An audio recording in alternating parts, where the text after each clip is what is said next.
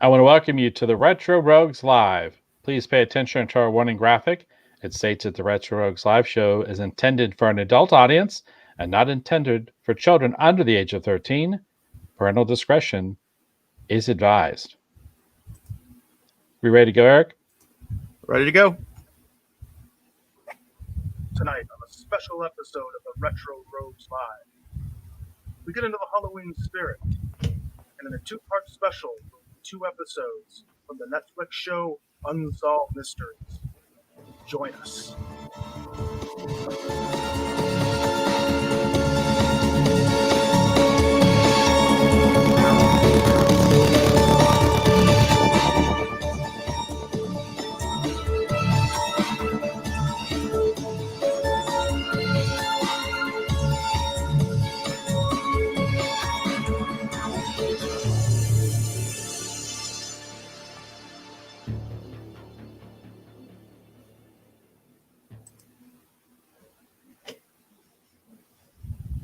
All right, I want to welcome you to the Retro Rogues Live.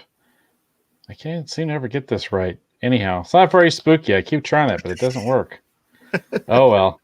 I want to welcome you to the Retro Rogues Live. Get us another one of our special Unsolved Mystery episodes. My name is Dave Beatty. I am one of your hosts. For nearly the last 30 years, I've been a professional illustrator, and graphic designer, and I've worked on a lot of fun things that some people have heard of, such things as Batman Incorporated, Justice League of America, Grifter, and a whole bunch of other stuff I'm not going to bore you with. But my current love is my t-shirt company, KirbyTees.com. That's KIRBYTS.com.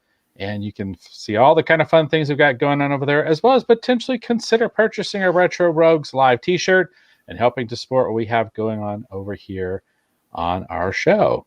I want to welcome back my co-host. This is Mr. Eric Alexander. Eric, please tell the folks hopefully watching and listening at home some of the fun things that you have worked on as a creative professional. Yes, I am Eric Alexander, also known as Bass God 14. That's Bass God 14, not Bass God 14. That's Bass God, like a bass guitar. And I am the co-host of Retro Rogues Live. I am also the chief financial officer of Bad Bob Productions, which is a small production company located in Arizona. And I am also the associate producer of a feature film called Occupants, which is currently streaming for free on Tubi, and actually features Star Trek Voyager actor Robert Picardo. Very cool. So again, on tonight's show, we're going to be focusing on... I can't speak tonight. We're going to be continuing to focus on Unsolved Mysteries. This is the second of our 2-part episodes. After this, we're going to be talking about The Mandalorian, because The Mandalorian will return. Not exactly thrilled with how they're kind of promoting it so far on YouTube, but we're not going to talk about that tonight, but maybe we'll talk about that tomorrow. But we're going to continue on with Unsolved Mysteries. So the episode that we discussed, that we decided actually to pick for tonight, is the one with... Is that the actual name of the episode right there? Lester Death Row Fugitive is the name of the episode. There you go. The name of the episode. I wanted to make sure that I had... Because this is a little different, because we're actually talking about a case where the suspect is known and has been on the run for, over 40 years or something. It's ridiculous. I wanted to make sure I put his name out there. It's Lester Eubanks, also known as Victor Young, a.k.a. Victor Young. That's his alias, at least his one known alias. But the title of the episode itself is Death Row Fugitive. All right. Yeah, because I was trying to look it up on my... it's so weird because these episodes are so hard to sometimes pull up information about. I don't know why it is. Like I guess just regular scripted shows, it seems like I can just put the information in. It seems like it pops up right away. But for some reason, these Unsolved Mystery shows, because there's all this confusion. Because when you do the Unsolved Mysteries Season 2, you get the original show. And then you got to dig deep to actually get into the Netflix show. And then all the Netflix stuff that comes up first is all the same kind of like, it's like, oh, hey, here's our promotional reel, for our show. You should watch it. That kind of what's stuff. Also really, really confusing is, like, you notice on the banner, it says Unsolved Mysteries Volume 2, because technically Netflix has 1 season, but they've divided it up into 2 parts. One is Volume 1. That's the first 6 episodes. then there's volume 2, which is the latest 6 episodes that dropped just last week. So it's confusing. And then like on IMDb, they list the volumes as seasons, even though that's not what they say on Netflix. So it gets confusing, and I understand that. But basically, I do want to put it out there that if folks do want to talk a little bit about some of the other cases from other cases in volume 2, some other cases from volume 1, that's going to be fine. But we are going to focus on Death Row Fugitive, the Lester Eubanks case. But if you want to talk a little bit about some of the other stuff, that'll be fine. We'll definitely address that if any of the folks out there want to talk about them. No, yeah, for sure. So I'm going to read the summary here, just real brief. It just says, given a furlough to go Christmas shopping in 1973, a convicted killer escapes. Police have come close to apprehending him, but believe he is still at large. So, this case. I'm not even sure to talk about this case, and so when we were watching this, I'll talk about just my overall. Well, it's weird because we can't really talk overall impressions and not get into spoiler talk because pretty much it is the whole thing is spoilery. I forget how we did this last time. Well, here's the deal. What is different? I mean, obviously, this is a different kind of episode for us. Normally, we just do straight reviews of various movies, television shows. In this case, it really is. We have there. There's no such thing as a spoiler right now. You know what I mean? We have to go. We're going to have to talk about the facts of the case as we know them, as they were presented in the documentary, and then talk about maybe some speculation about the case, that kind of a thing, and go from there. But really, for folks that haven't seen it, yeah, you're going to get spoilers, obviously, because we can't really talk about this without telling you all the aspects of the case. Otherwise, we just don't have a show. But, so there's really no spoiler territory. And Bobby is in the house. Bobby, we've missed you. I don't think we've seen you in a while. So he says, good evening, all. And Bobby Chambers, we're happy to see you there in the Rogues Gallery. It's great to have you back, Bobby. Bobby and I did talk just briefly on text message actually the other day. So I'm glad to see that Bobby's back. So yeah, as you notice, Bobby, this is kind of a different thing for us with this time with the Unsolved Mysteries. I think things will get a little bit back more to normal. We get to Mandalorian actually next week. But the long and the short of this one is that, as far as I understand it, can Eric correct me if I'm wrong, but the basic breakdown of what happened here is that Lester Eubanks was kind of known in the neighborhood where he grew up. And they talk about that he was... It was interesting how one of the reasons why he was known. Apparently, he used to like to walk up and down the street with a pair of nunchucks, like he was freaking Bruce Lee or something like that, waving them around and doing the little nunchuck thing, which I found that kind of bizarre. I've never known a person like that.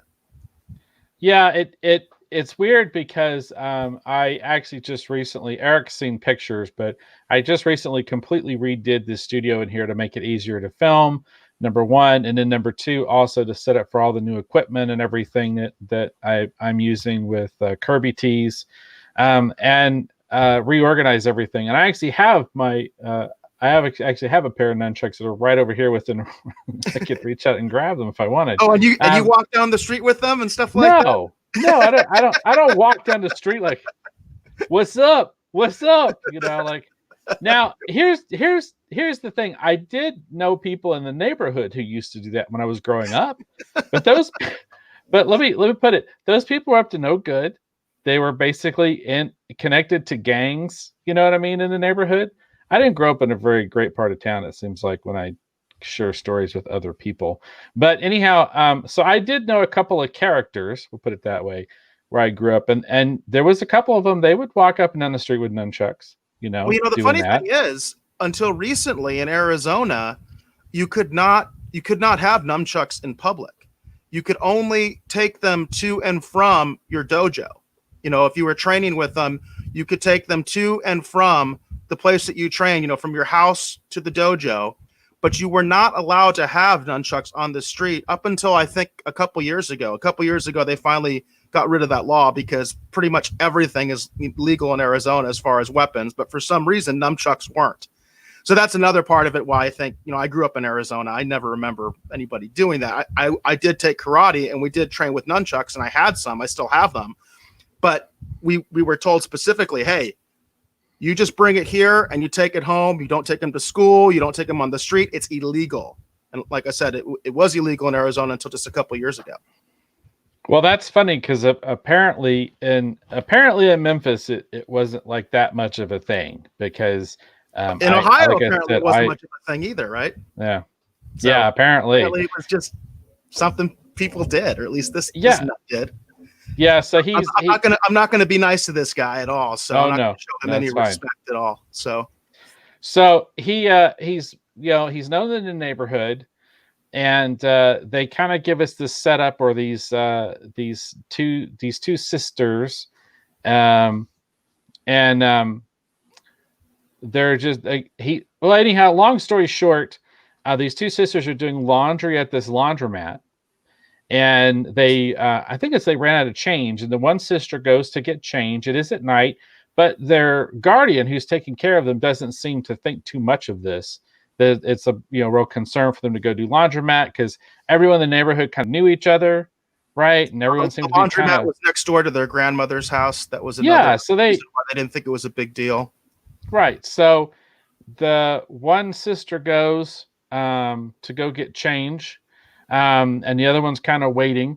And then the one sister basically never essentially comes back. And then what we find out is that Lester Eubanks came across her, and he owned apparently a pistol and shot this young girl dead, or at least he thought he did. And then he left. He went and changed for a night out in the town. Yeah, to go dancing.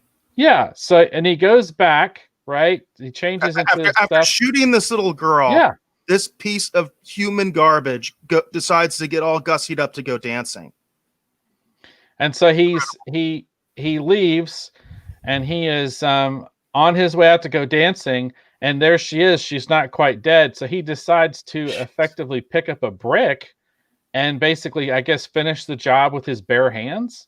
Absolutely disgusting. That was the part of the story that really, really shocked me. I mean, the fact that he shot her was bad enough, but I'm like, who in the world does that? So anyhow, they do catch him. They convict him. That's not the mystery part, everybody. Wait for it. They do catch him. They convict him. He goes to prison, and everyone's sort of like, okay, well, that's where he belongs. In the story, as the facts are relayed to us. And I told Eric, one of the things that's interesting about this particular episode is a lot of these Volume 2 episodes, there are a lot of news and reporters and journalists that are kind of driving the narratives for these stories. And this one's unique because this one is actually driven by police officers and detectives. And so as they relay the facts as well, the victim, exactly, is also very important in telling this story. Yeah, true.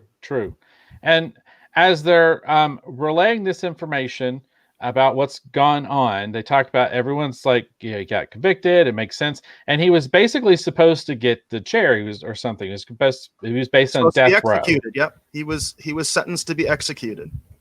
And then when the Supreme Court overturned or whatever, then basically said that death row executions are illegal or inhumane or what it was that exactly happened. I don't remember the exact verbiage they used, but the Supreme Court basically determined that death row executions shouldn't be happening, so they suspended it. And so he eventually immediately went to basically a life sentence in prison without the possibility of parole. That should be mentioned as well. He was supposed to now have a life sentence without the possibility of parole. I think that's important as we continue with this, discussing this. Right. So that's his situation. He's in prison. They show us that he starts creating art, which I thought was really disheartening for me. Because I'm an artist. You, Dave. It didn't make me think of you just a little bit. I do like art. I do own a pair of nunchucks. I'm like, wow, I'm feeling really bad about myself. But anyhow, so they show us he creates art, and he basically makes some connections with some different people as one of those death row artist type people, even though currently he's not on death row anymore. Well, he eventually gets selected to be part of this. It's a work release program. I don't know how you murder a child and somehow end up on a work release program, but he's on. It's just, yeah, it doesn't make any sense to me. It's mind-boggling. And they talk about how at this time in American history, what they wanted to do is they wanted to find a way to reform criminals as best they could. And I could see where certain kinds of criminals, yes, and you should work with them and try and, get their head on straight or whatever, right? I mean, I understand that principle. But with someone who murdered a child in the way in which he did, I don't know if this guy's necessarily the best candidate for that. So anyhow, and also, as I said earlier, this is a person that is supposed to be serving an actual life sentence without possibility of parole. So in my mind, I'm like, so who cares about reforming this piece of trash? You know what I mean? Throw him in the cell and throw away the key. You know what I mean? That should be the attitude. But no, this guy is on a work release program. Right. So he's on a work release program, and I guess he proves to them that he can kind of be trusted. He gets kind of, buddy with some of the, the guards or whatever. And so they decide they put a whole bunch of these guys in a van or a bus or something, and they decide they're going to take them Christmas shopping. They give them a little bit of money, and they're going to take them Christmas shopping. The whole time I'm watching this, and I'm thinking, what? You're taking him Christmas shopping? What the hell is this? So they basically, if this was the plot of a movie or a television show, nobody would believe it. They'd say, "Come on, that's ridiculous." Exactly. That would never happen, right? Never, ever happen. So anyhow, hey, by the way, James is in the house and he says, "Jailhouse art by Dave is trending on Insta Prison now." Great, awesome. Well, at least I'm trending for once. It's about damn time. So anyhow, they decide to take him Christmas shopping. They give him a little cash, and in the midst of all this, Lester Eubanks decides to duck out. He ducks out. They don't realize at first that he's missing, right? And I just want to say something about that. That they refer to that as an escape. This man did not escape. This man was let go. For all intents and purposes, he was released. I just want to make that clarification because they don't just say that in the documentary, but that's what happened. They just let this guy walk out the door. He didn't have a guard with him when he was walking around the shopping mall, getting Christmas presents, supposedly, or whatever he was supposed to be doing. No, they just let him go. I just want to make that clarification because I think it's disgusting because he did not escape. He was let go. Yeah. So basically he manages to duck out and they can't find him. And so they start trying to go through all these processes and procedures to lock him down, like lock down the area so that he can't escape. And he basically escapes. And everybody, he's been basically on the run since then. He's evaded authorities now because this is the unsolved mystery part of it. As far as they know, he's just out there. This photo they have of him they have like an aged up progression, like where they're trying to, presuppose what he may or may not look like. Right. But yeah, this basically he's been on the run ever since this time. It's crazy. So this guy is essentially considered still at large. Now they did come close. It sounds like one time they thought they were really close to apprehending him, and that happened in LA. And it was because there was a lady he was staying with, and so they seemed to get really close, but he managed to elude them even then. But it just kills me. That I want to clarify that a little bit because the California situation, actually, they weren't anywhere near catching him. What happened was he was featured on America's Most Wanted, and from that they got a tip of basically the person that he was staying with in Los Angeles, basically weeks after the quote unquote escape. Again, I feel like calling it an escape is giving the system too much credit. They released him. They let him go. And he was staying with the widow of his cousin, who, interestingly enough, his cousin had been murdered, which is also kind of interesting. That it just kind of shows something's going on with that family. You know what I mean? But his cousin had been murdered, and he ended up with his cousin's widow. Apparently, he was enamored with her. He had a picture of her in his cell block. He had some sort of relationship with her, and it sounds like he was probably abusive towards her. They kind of allude to that she was not comfortable with him.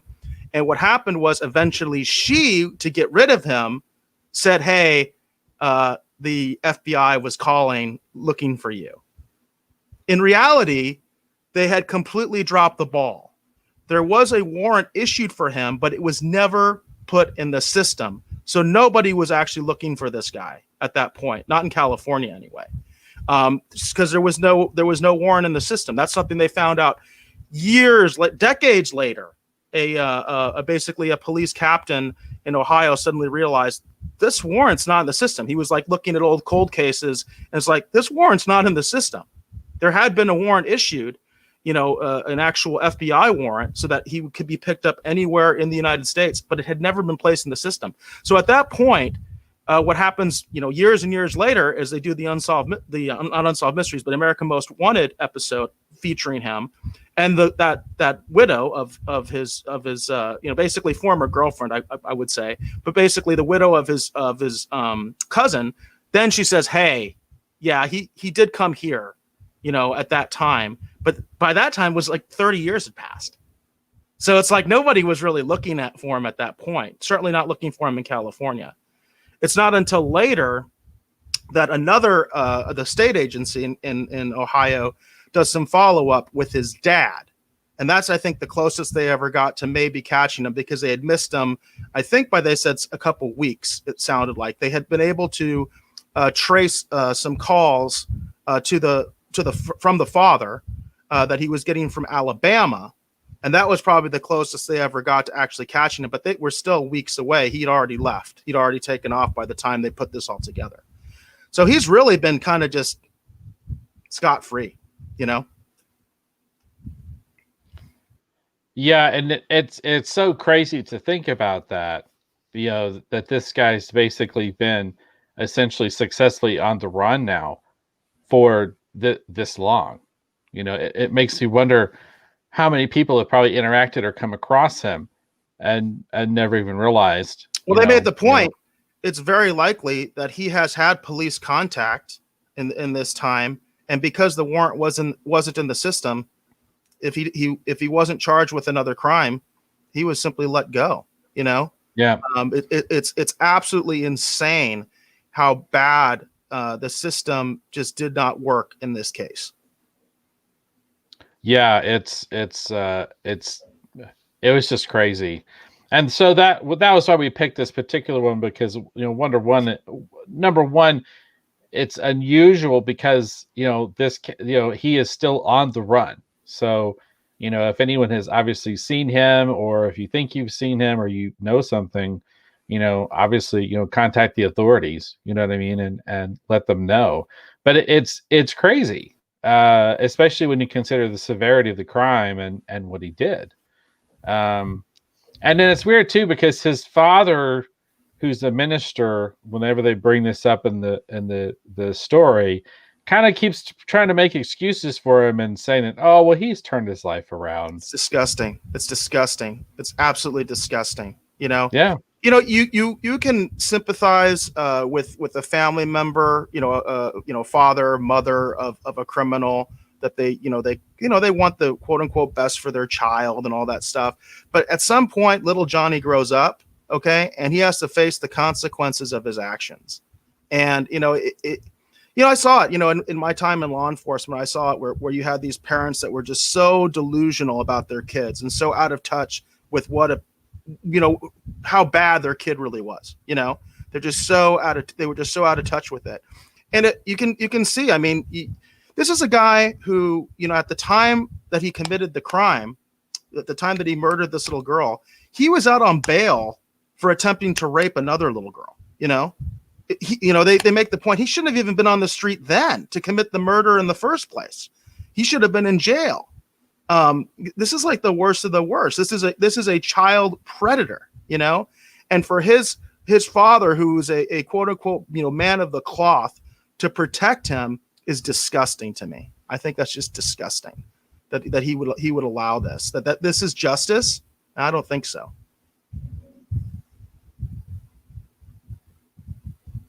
I think you're on mute, Dave. I was just gonna say I was kind of smirking or reacting because James actually posted new at Kirby Tees Prison Stripe or Orange makes a perfect Christmas gift for those that should never be let out.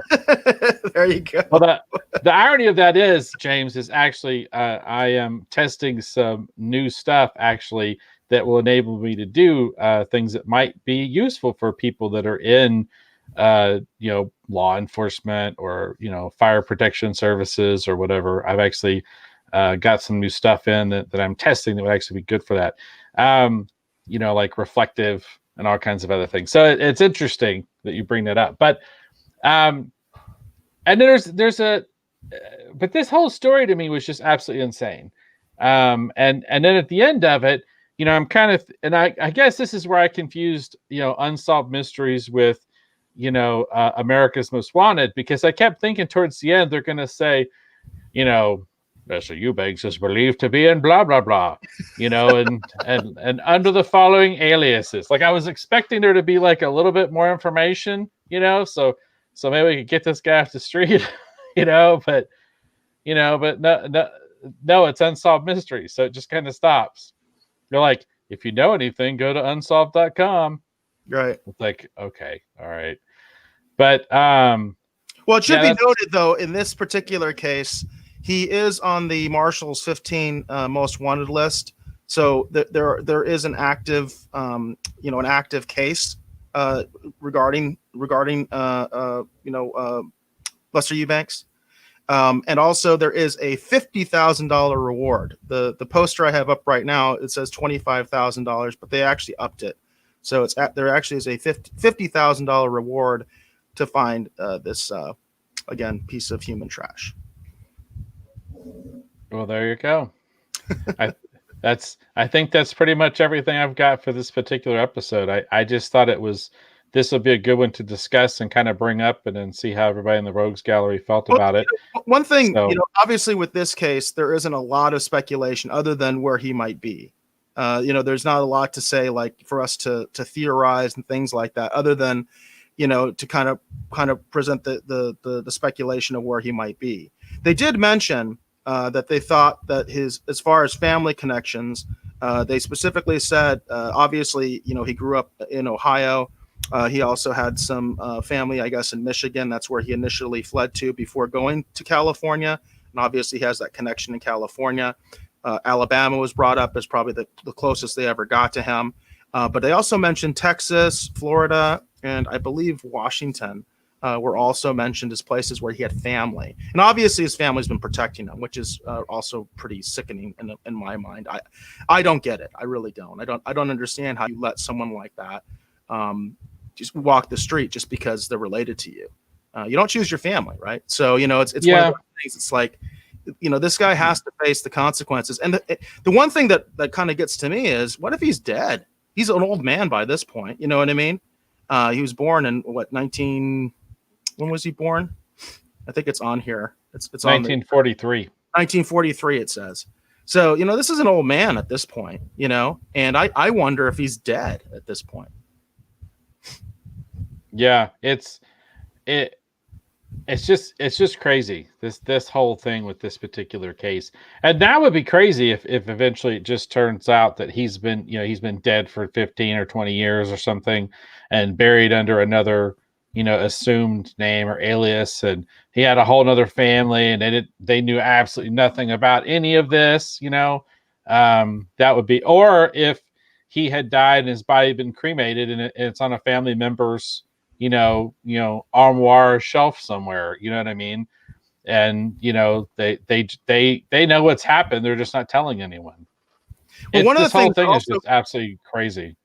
But one of the things that also got to me was, I believe in the Alabama situation, they basically had determined that he was a janitor, and it was like at some sort of like child reform place or something like that. Like I remember when they mentioned, I'm like, you got to be kidding me. This sexual predator was over there. And it makes me wonder, they never really talked about in the documentary, but it's very hard for me to believe he has not, that he's been leading, you know, an idyllic life out there, and he hasn't committed any additional crimes against children. You know, in these kind of cases, the recidivism rate is extremely high. That's why, you know, even if you're released, you're basically, you know, you're branded for the rest of your life. You know what I mean? It's going to be on your driver's license and everything that you are a sexual predator. You know, every time you move, they have to do notifications and, you know, all that kind of stuff. And they go around and they do flyers to everybody saying, hey, you've got a sex offender, you know, living in your neighborhood now. You know what I mean? That's just the way it is, because the recidivism rate, the rate of them offending again is so high. And they didn't really bring that up very much in the documentary, because, man, it's so disgusting to think about that this guy could be out there and committing more crimes, particularly against children. It sounded like he was working around children. And why would he be doing that? Why would he be doing that? Why would a guy like this be working at a place with children? You know, do I have to spell it out? You know what I mean? It's like, it's pretty sad and disgusting that they dropped the ball so bad on this. James has a comment where he says, maybe the hurricane will do what the marshals cannot. It would be nice to have an act of God take this guy out. And Bobby said, I missed the last couple of weeks due to work. Did you guys review the Ghost of Japan episode yet? Bobby, we did not. We did talk about it a little bit on the previous episode. It was brought up, I think, by somebody actually in the Rogues Gallery was talking about that case a little bit. But if you want to talk about it, as I mentioned, that's fair game. If you want to talk about any of the other episodes, obviously this one is pretty straightforward. There isn't a huge mystery other than, where is this guy? You know, that's the big mystery of Lester Eubanks, also known as Victor Young. Where's this guy? Is he alive? Is he dead? Is he out there still offending? Is he committing more crimes? You know, but the big thing is, you know, especially for his family, you know, we want to put that out there. You know, let's try to find this guy. You know what I mean? Keep your eyes open. You know, obviously the pictures up here that's up right now from the Wanted poster. One is an actual photo of him, because they haven't had any actual photos of him since, you know, the time of his escape. I say release. I'm just gonna say release. I don't think it's even an escape. But they have a age progression photo next to it, which is not a real photo, but it was, you know, like what they do with the Center for Missing and Exploited Children, where they do those progressions for children that have are missing. So we have some idea what they might look like today. They did that with him as well. So that's what they kind of speculate what he might look like. Who knows if he has facial hair? You know what I mean? Who knows if it seems like with the age progression, they show that, I guess they think he probably has a receding hairline, or he might be bald. You know what I mean? So, but who knows, right? Because there is no actual modern pictures of this guy. Yeah, and that's it. Yeah. That's the thing I can't get over, is just the fact this guy's been basically essentially, you know, on the loose for this much time. So as far as the Ghost of Japan episode goes, it's really interesting, that particular episode, kind of how it starts. And I told Eric, I think I mentioned this off I think actually off camera, is that's one of the episodes I had a little bit of a tough time getting into, just because the ones that have a lot of captioning to them, it's not that I have any issues, you know, reading captioning, you know, I thought they refer to that as captioning. I feel like I'm using the wrong term. Subtitles, I think it's subtitles. That's it. Thank you. Yes. Usually for what they refer to, you know, for deaf people, right? Yes. It's a subtle. It's the same thing, but it's just a subtle difference, you know. Subtitles. Thank you. That's the word I was looking for. I couldn't think. It was like English subtitles. It's the same thing. Closed captioning and subtitles are basically the same thing. So and I had a hard time getting into it because I've been super busy. So I'm kind of like half listening, half watching, and then when we that was one of the ones that I had a little bit of a tougher time getting into. But yes, thanks, Bobby. It's interesting the theory that they feel like that, the tsunami hit, you know what I mean, that it brought with it, you know what I mean, these ghosts that are visiting all these things upon, all these basically upon Japan. I mean, what did you think about that, Eric? I mean, I don't have a lot of thoughts beyond that. I mean, this is one of the more, I think, kind of out there episodes to an extent, because it's so supernatural in context. Almost kind of like the Berkshire, whatever they called it, the UFO one. That one's, obviously also. Yeah, the Berkshire's UFO. That was that episode. Yeah. That episode too is one of the more kind of like, more supernatural is not the right word, but you know what I mean? Like the most paranormal. So what did you think? Paranormal. There you go. Yeah. Paranormal. So what did you think of that, this episode with the Ghosts of Japan? That's known as Tsunami Spirits, right? I think I've got one of the summaries here that says massive earthquake and tsunami devastated Japan in March 2011. Residents share stories of the spirits they encountered in the wake of the disaster. Now, I'm a little bit different than Dave. We did talk about this on the air. I don't really have any issue with the subtitles or anything like that. But this particular episode was difficult for me to get into. And I don't know exactly why, because I'm very fascinated by the culture of Japan. I had a Japanese girlfriend a long time ago. And I'm very fascinated by the culture of Japan. I've always been into it. But something about that episode was it just made it tough for me to get into it. I remember one thing about how they're talking about like the cab drivers who think they've picked up ghosts. And I remember just thinking like, how do you know you just didn't pick up a weird person? You know what I mean? That kind of a thing like that. I think that was a kind of like, I guess I'm a skeptic when it comes to ghosts. I guess that's probably the best way to put it. So ghost stories, sometimes for me are difficult to swallow because I'm very skeptical of ghosts. I do actually believe in demonic possession, which is a little bit different. You know what I mean? But I have a problem with ghosts because of my upbringing, because of my Catholic upbringing, that, people don't stick around. There are demons. That's something that's considered a real thing in the Catholic cosmology, that there is demonic possession and things like that. Those are fallen angels that are, basically, possessing people and things like that. There is that, and I did, grow up with that kind of idea. But ghosts themselves are difficult for me to swallow.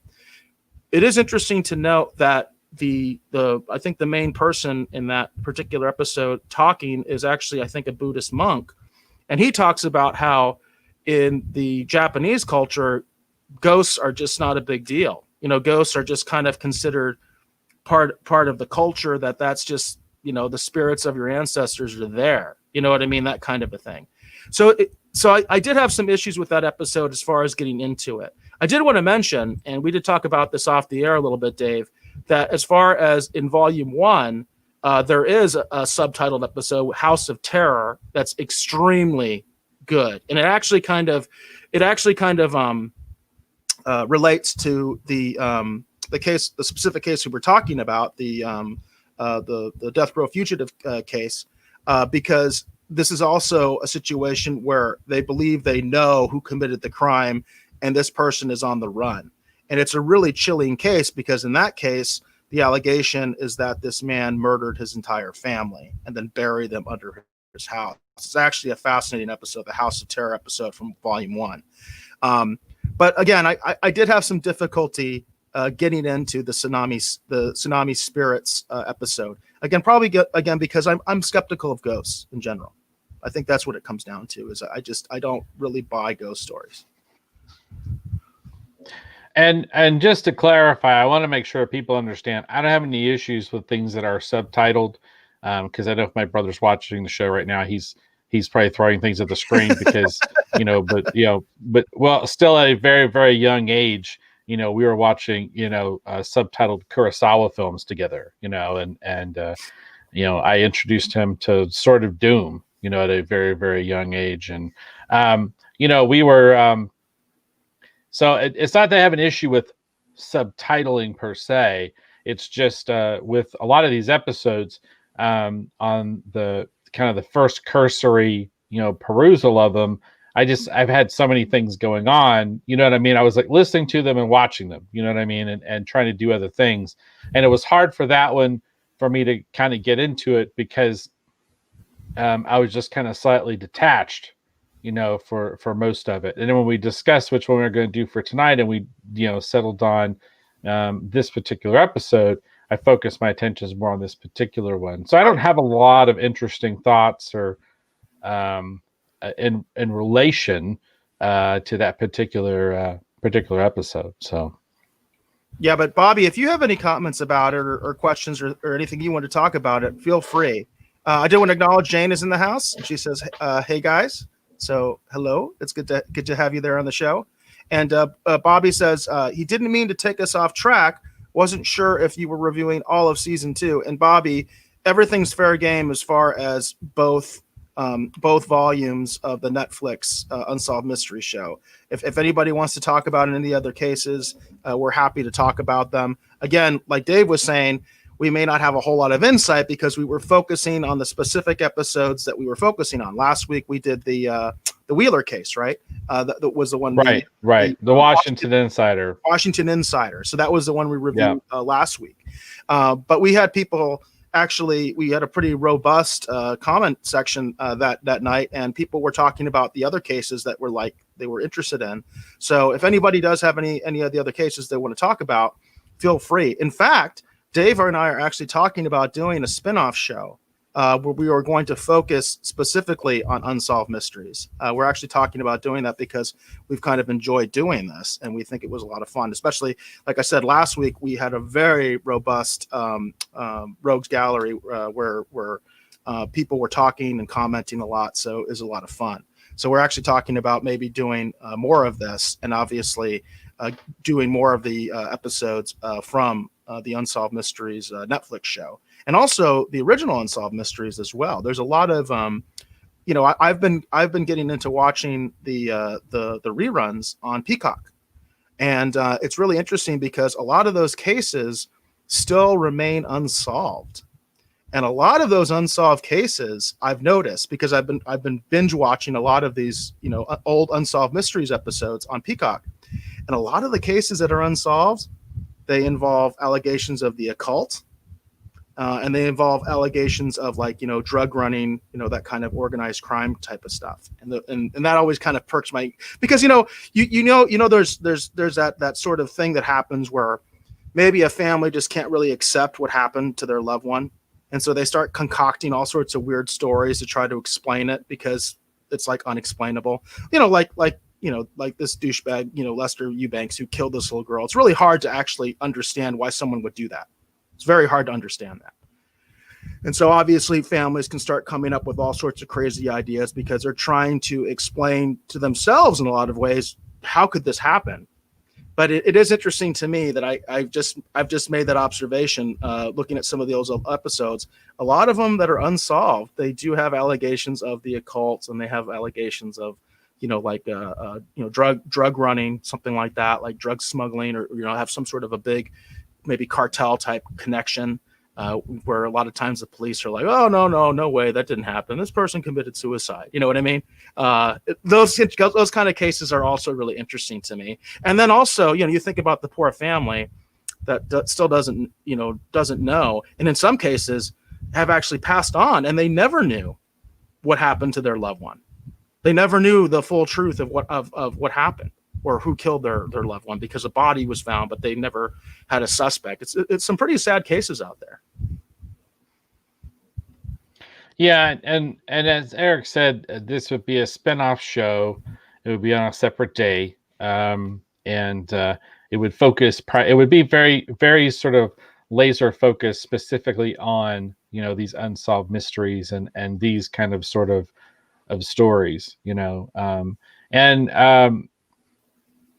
I just think it'd be terribly interesting to get further into this because I find it, very interesting. In this particular case, I don't have a lot to offer because it's pretty clear cut. I mean, the guy obviously did it, but the mystery is he's still on the run. How has he, eluded escape, for this long? It does make you wonder if maybe he is, but then based off some of the stuff they've gotten back from the family members in terms of, information and feedback and whatever, and the vibe they get, at least in context of the story, it does seem that they seem to think that he's still around. Yeah, I believe the marshals, they probably have information that they didn't put in the documentary, because I just get that feeling that the marshals feel like he is alive, that he is out there. That's why they decided to participate in this, in this particular documentary. I don't think they would do that if they didn't think he was still alive or have some reason to believe that he's still alive. You know what I mean? Right. That's the vibe that I get. And I did work with the marshals a little bit, and in particular with their fugitive their fugitive apprehend, what do they call it, the fugitive apprehension task force, I think is what they call it. And they are a very active unit out there, and they often will have they'll deputize local agencies to help them with those kinds of units, and those are usually considered really badass cop units, like really tough cop units, because they go after the worst of the worst.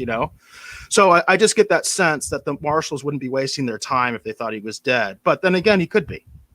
You just never know. You just don't know. That's the big part of it. That's why it's a mystery, right? Right, exactly. And then we keep talking about the marshals, and I keep thinking about still one of my favorite shows of all time, Justified. Can't recommend the show Justified enough. It's if you basically follow U.S. Marshals, it's a fun show.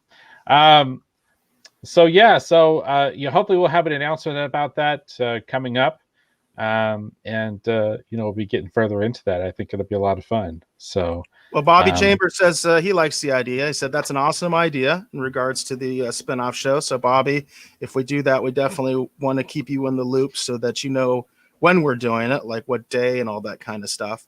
And then also, Bobby says, no matter what you're doing, when you hear that intro music, you stop to watch, laugh out loud. And that's absolutely true. That I love the music on Unsolved Mysteries, especially the original. The Netflix version is still good, you know what I mean? But because it still has a lot of the same elements, but the original music, it really gets to me. And also, they had a good way of scoring the episodes. And when I'm sitting here watching those old Unsolved Mysteries episodes by myself, I start to get creeped out. I mean, I definitely start to get creeped out with the music. And there was a lot of ghost stories. They did a lot of paranormal, aliens, alien abduction stories, all sorts of creepy stuff on the original Unsolved Mysteries. And they did a great job, I think, with the music. And I wish we had talked about Dave and I had talked about that, how we wish we could have put that music, in our episode, because we love it so much, but music kills us. You know what I mean? We've got enough problems trying to beat these algorithms. The second we put music there, we're flagged all over the place. Yeah, that's kind of the issue, is that music seems to be one of the biggest culprits, you know what I mean, for kind of getting you flagged and in some sort of hot water with YouTube. Yeah.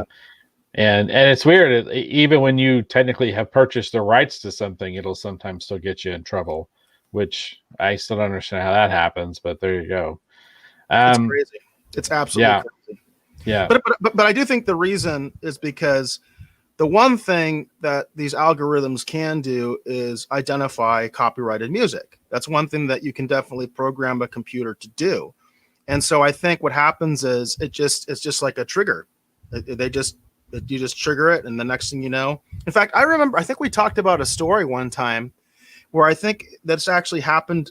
I'm trying to remember what it was. I feel like it was some sort of a Disney project where they actually got flagged, by their own people or whatever, something weird like that. I seem to remember us talking about that one time. That's how bad it is. Like they got flagged on their own thing, but by their own people. It was like a crazy situation. Well, actually, it happened just recently. Actually, with CBS All Access, they were doing. I think it was either a San Diego Comic-Con panel or something like that. Actually, for Discovery, and they had the cast and the crew and everyone together. And yeah, I don't know if They took their what feed they down. were They actually doing. took the feed Yep. down for a while. I remember. Yeah, that's what we were talking. Yeah, I remember that. Yeah, that's how crazy it gets. That's how silly it gets. You know, Yeah. stuff like that happens. So that kind of says it all. And also too, hopefully with this spinoff show, one of the things I'm hoping we could talk about too, Eric, is some of these other kind of documentaries and stuff that are available. Now you said you still have Netflix, right? Yes. Mm-hmm.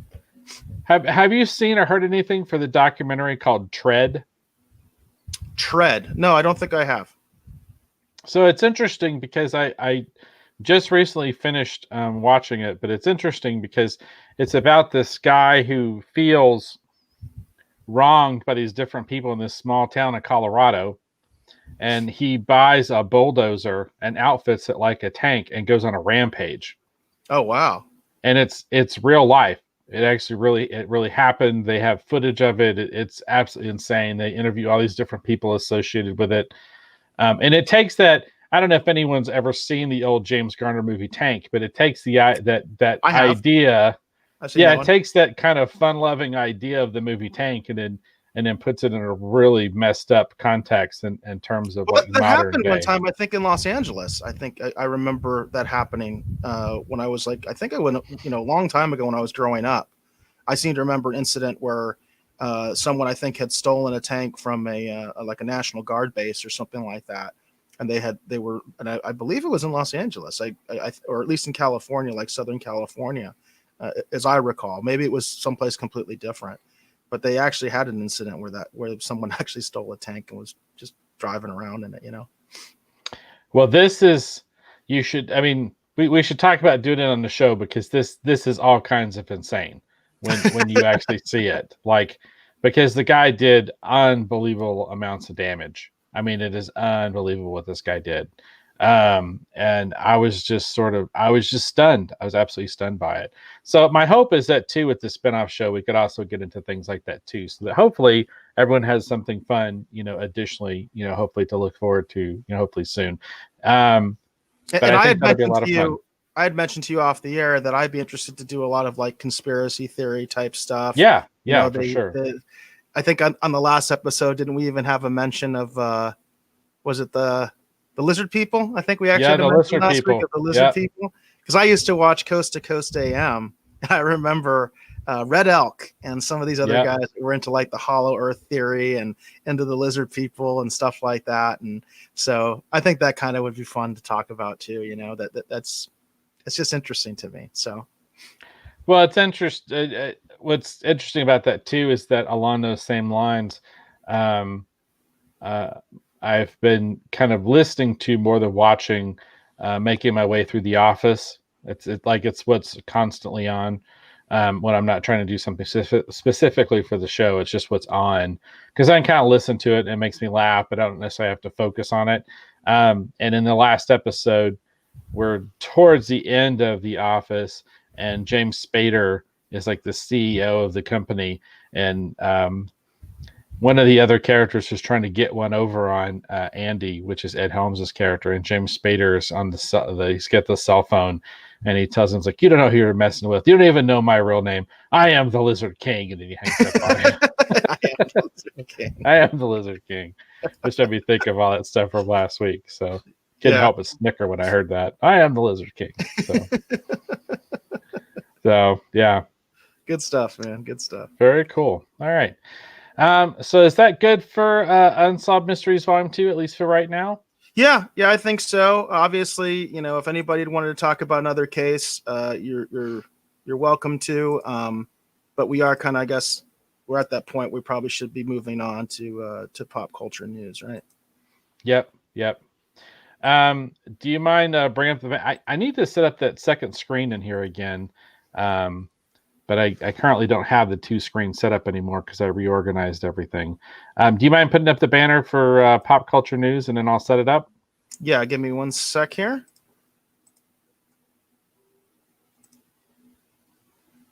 All right, cool deal.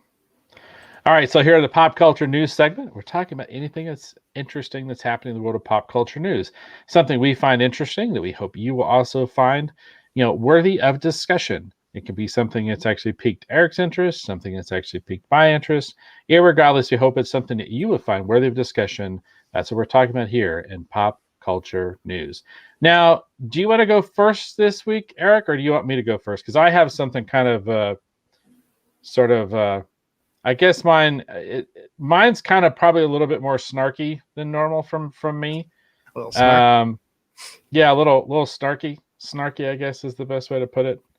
And it's kind of I don't know how to describe it other than just say it's just kind of snarky.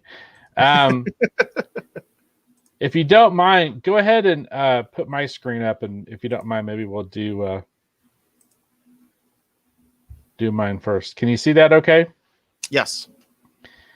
Okay, so everyone has heard me talk about how excited I am for the Moon Knight series on Disney Plus. I'm a huge Moon Knight fan. I have been for a very, very long time. I often sometimes discuss or talk about, well, back in the day, they used to always talk about how Moon Knight was essentially like Marvel's version of Batman. Now, the only difference is that Mark's Spectre or Moon Knight is actually literally insane. He's not kind of insane. You know what I mean? Like Batman's like, borderline schizophrenic. Moon Knight is straight up nuts. I mean, just completely out there bonkers. But I was very excited for this show. Well, I'd seen this reported a bunch of different places, and I think it's about been all but confirmed. And you see right here, this is on Deadline. This is actually from several days ago, although there's currently newer stories that are saying the same thing. This is from October 26th. This is by Justin Crawl. What a shame that there isn't a U there to be Justin Crawl. Anyhow, this is by Justin Crawl, and this is Moon Knight, Oscar Isaac tapped to star in Marvel and Disney Plus series. We get a picture here of Oscar Isaac. We get an interesting selection for a Moon Knight cover. Not necessarily the one I would have picked, but anyhow, says with his time in the Star Wars franchise coming to an end, Oscar Isaac sets his sights on the Marvel Cinematic Universe. Deadline is hearing he is in negotiations to star as the title character in Moon Knight, the Marvel and Disney Plus series based on the comic book hero. Jeremy Slater, who developed and wrote Netflix's series adaptation of the Umbrella Academy comic books, has been tapped to develop and lead the writing team on this series for the streamer. Moon Knight, a.k.a. Mark Spector, is a mercenary who has numerous alter egos, cabbie Jake Lockley, millionaire playboy Stephen Grant, in order to better fight the criminal underworld. But later, he was established as being a conduit for the Egyptian moon god Khonshu. Most recently, the character was a consultant who dresses in all white and goes by the name Mr. Knight. So it's going to be interesting to see what sort of version or approach that they actually take with this. So, Eric, you've heard me talk about how excited I am, for Moon Knight. How do you feel about the casting of Oscar Isaac to play this particular character? Well, it's hard to say. I've told you I'm not really familiar with the Moon Knight character. It's not a character that I ever got into or anything like that. So I have very little familiarity with the character. The way that you've described him to me, I'm like, I wish I had gotten into the character because he sounds really interesting and all that kind of stuff. But it's just something that never, up until recently, with you talking about it, and I wasn't even aware who the character was. I'd never heard of the character before. So it's hard for me to really gauge whether he's a good fit or not. He does have the Star Wars baggage. I mean, I'm not a fan of the Disney Wars stuff. The only one that I like is Rogue One. I don't like any of the Disney Wars films except for Rogue One, which I really, really like. I own it. I really enjoy that. I think it's a great film. But as far as especially the trilogy stuff from Disney, I think was garbage. So he does have that kind of baggage for me. But I'd be more curious what you think. I mean, you're early into the character. Do you think he's going to be able to pull this off? Is he a good fit? Well, here's my thing. Like I'd said before, I know I've mentioned this on the show before that I felt like Scott Adkins could have made a great Batman. Scott Adkins is more of an action star kind of guy, but I've been hoping that we get a chance to see Scott Adkins in one of these kind of roles. And I was kind of secretly hoping that maybe, I don't think he was even in consideration for this, but I think he could have been really great as Moon Knight, depending upon the interpretation or the approach that they take with this character. I know they're trying to get the best actor for the part, but here's my problem with Oscar Isaac as Moon Knight. Okay, I've only seen Oscar Isaac in genre type entertainment. Okay, so I have seen him so far play Apocalypse, and I've seen him play Poe Dameron in 3 movies. Okay, and then based off of that, I don't see where he would. I mean, I'm not saying he won't be great as Moon Knight. He may be amazing as Moon Knight, but all I could think of when I read this announcement was like, this guy, what? He's already been Apocalypse. He's already been in a Star Wars movie. And I'm like, can he keep trying until we find something that really sticks for this guy? I mean, I'm sure he's a talented actor. I don't mean it to be derogatory. I just was kind of stunned that I feel like we're just getting the same people over and over again. Now, I know back in the day when stars could sell a movie or a project, right? That used to be how it worked. But I'm just not sure that, because he's also going to be in Dune coming up. I hope he's going to be great in that. Like, I mean, he seems like a capable actor, and I'm not saying that he's bad, and he may be a perfect choice for this. But that was my only reaction when I saw this. I was like, this guy, for example, I love the idea of a Maverick, Top Gun, X-Wing pilot guy, right? Like in some Star Wars movies. That sounds really great. I know that Force Awakens was a bit of a rehash, but I enjoyed Force Awakens, for the most part. And I enjoyed him kind of as Poe Dameron, and I was excited to see what he was going to do with the character. But by the time we get to the 3rd movie, it's just sort of, he's just kind of running around with a blaster. Like he's like Han Solo because they can't have Han Solo anymore. Like he's just that guy, like it just doesn't, I don't know. I didn't like him. I did not like the character of Poe. Well, I didn't. I just didn't buy it. I didn't like it. I thought the execution was just silly. I wasn't into it. Bobby though has an interesting point, which he's saying it's interesting casting. I think they could do better. I wonder if Moon Knight will be turned down. And I think he means like tuned down for Disney Plus. Because he says, always felt like more of an adult character. So that's actually an interesting point right there. And you can probably comment about that, Dave, because do you think maybe that they're going to water down Moon Knight because it's Disney Plus? Well, I don't. That's an interesting perspective to have. Should this be on Hulu instead? That would be kind of a good question. Because that's the way I think of it. Like, I think in my mind, if Disney is going to do things right, they put the family-friendly stuff on Disney Plus. They keep that Disney brand clean, and they make sure that it's all family-friendly content, Disney Plus. And then their adult content they should be putting on Hulu. That's what I would do if I was in charge there. Well, there's been discussion. I think we might have even brought up on a previous episode.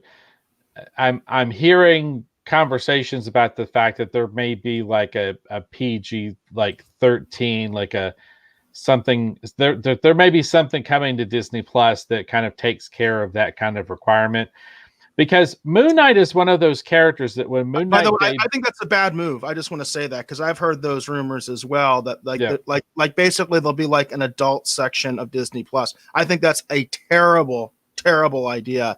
Very short-sighted. They have another platform that is more open-ended. Hulu as a brand is just like, it's like ABC. It's just another name for a network or for another, a channel or something like that.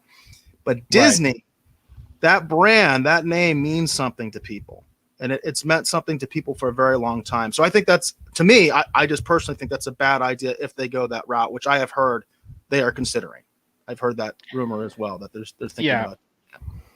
So, and for those people that are interested in the first edition of the Retro Rogues magazine, which is available for free over on DaveBeatty.com, we have a very sort of in-depth kind of like the key stories to read that kind of sets you up kind of for Moon Knight if you're curious to delve into the character and learn more about him. It's got some great artwork actually by James Stone. So if you're curious about Moon Knight, I recommend definitely going over there and checking that out. But I could see what Bobby's saying, because when Moon Knight debuts, he is a mercenary for hire, and he gets his quote unquote Moon Knight persona because the committee, I think is what they call him, they basically outfit him with all these weapons because they're wanting him to take out Jack Russell, which is the Werewolf by Night character. So the first time we see Moon Knight, he's outfitted with, these they're almost like kind of throwing stars, like half crescent moons, which is reminiscent of actually what Batman uses in Dark Knight Returns, but this is way, way before Dark Knight Returns. And he's using them like throwing stars, and they're basically dipped in silver, so they'll hurt the werewolf. And so when we first see Moon Knight, I mean, he's going essentially out to basically kill a werewolf. So it is kind of a strange thing to think this is going to be on Disney Plus, because I also feel like that Moon Knight is probably going to be one of those characters that starts to lead us into the sort of like sort of the more supernatural occultic areas of the MCU, and eventually bring us in contact with Blade. Because we know that they're developing Blade with Mahershala Ali as well, which I'm very, very excited for that. I love Blade. Loved all the Wesley Snipes movies, even the ones people hate. I loved all of them. Even the third one, huh? Yeah, I like the third one too. I can't get through that one anymore. I think it's so bad. And I love the first two. Well, the first one for me is still one of the best, like, martial arts, just action movies I had seen up and still to this day.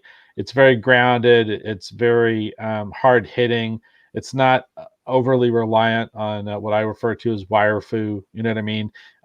It's very visceral, and that's one of the things I really like about the first Blade movie. It's just a really great martial arts action movie. But and I like the third one for the same reason. It's got a lot of really fun sequences in it, and it has a lot of fun characters in there. Like Ryan Reynolds is really great in that movie.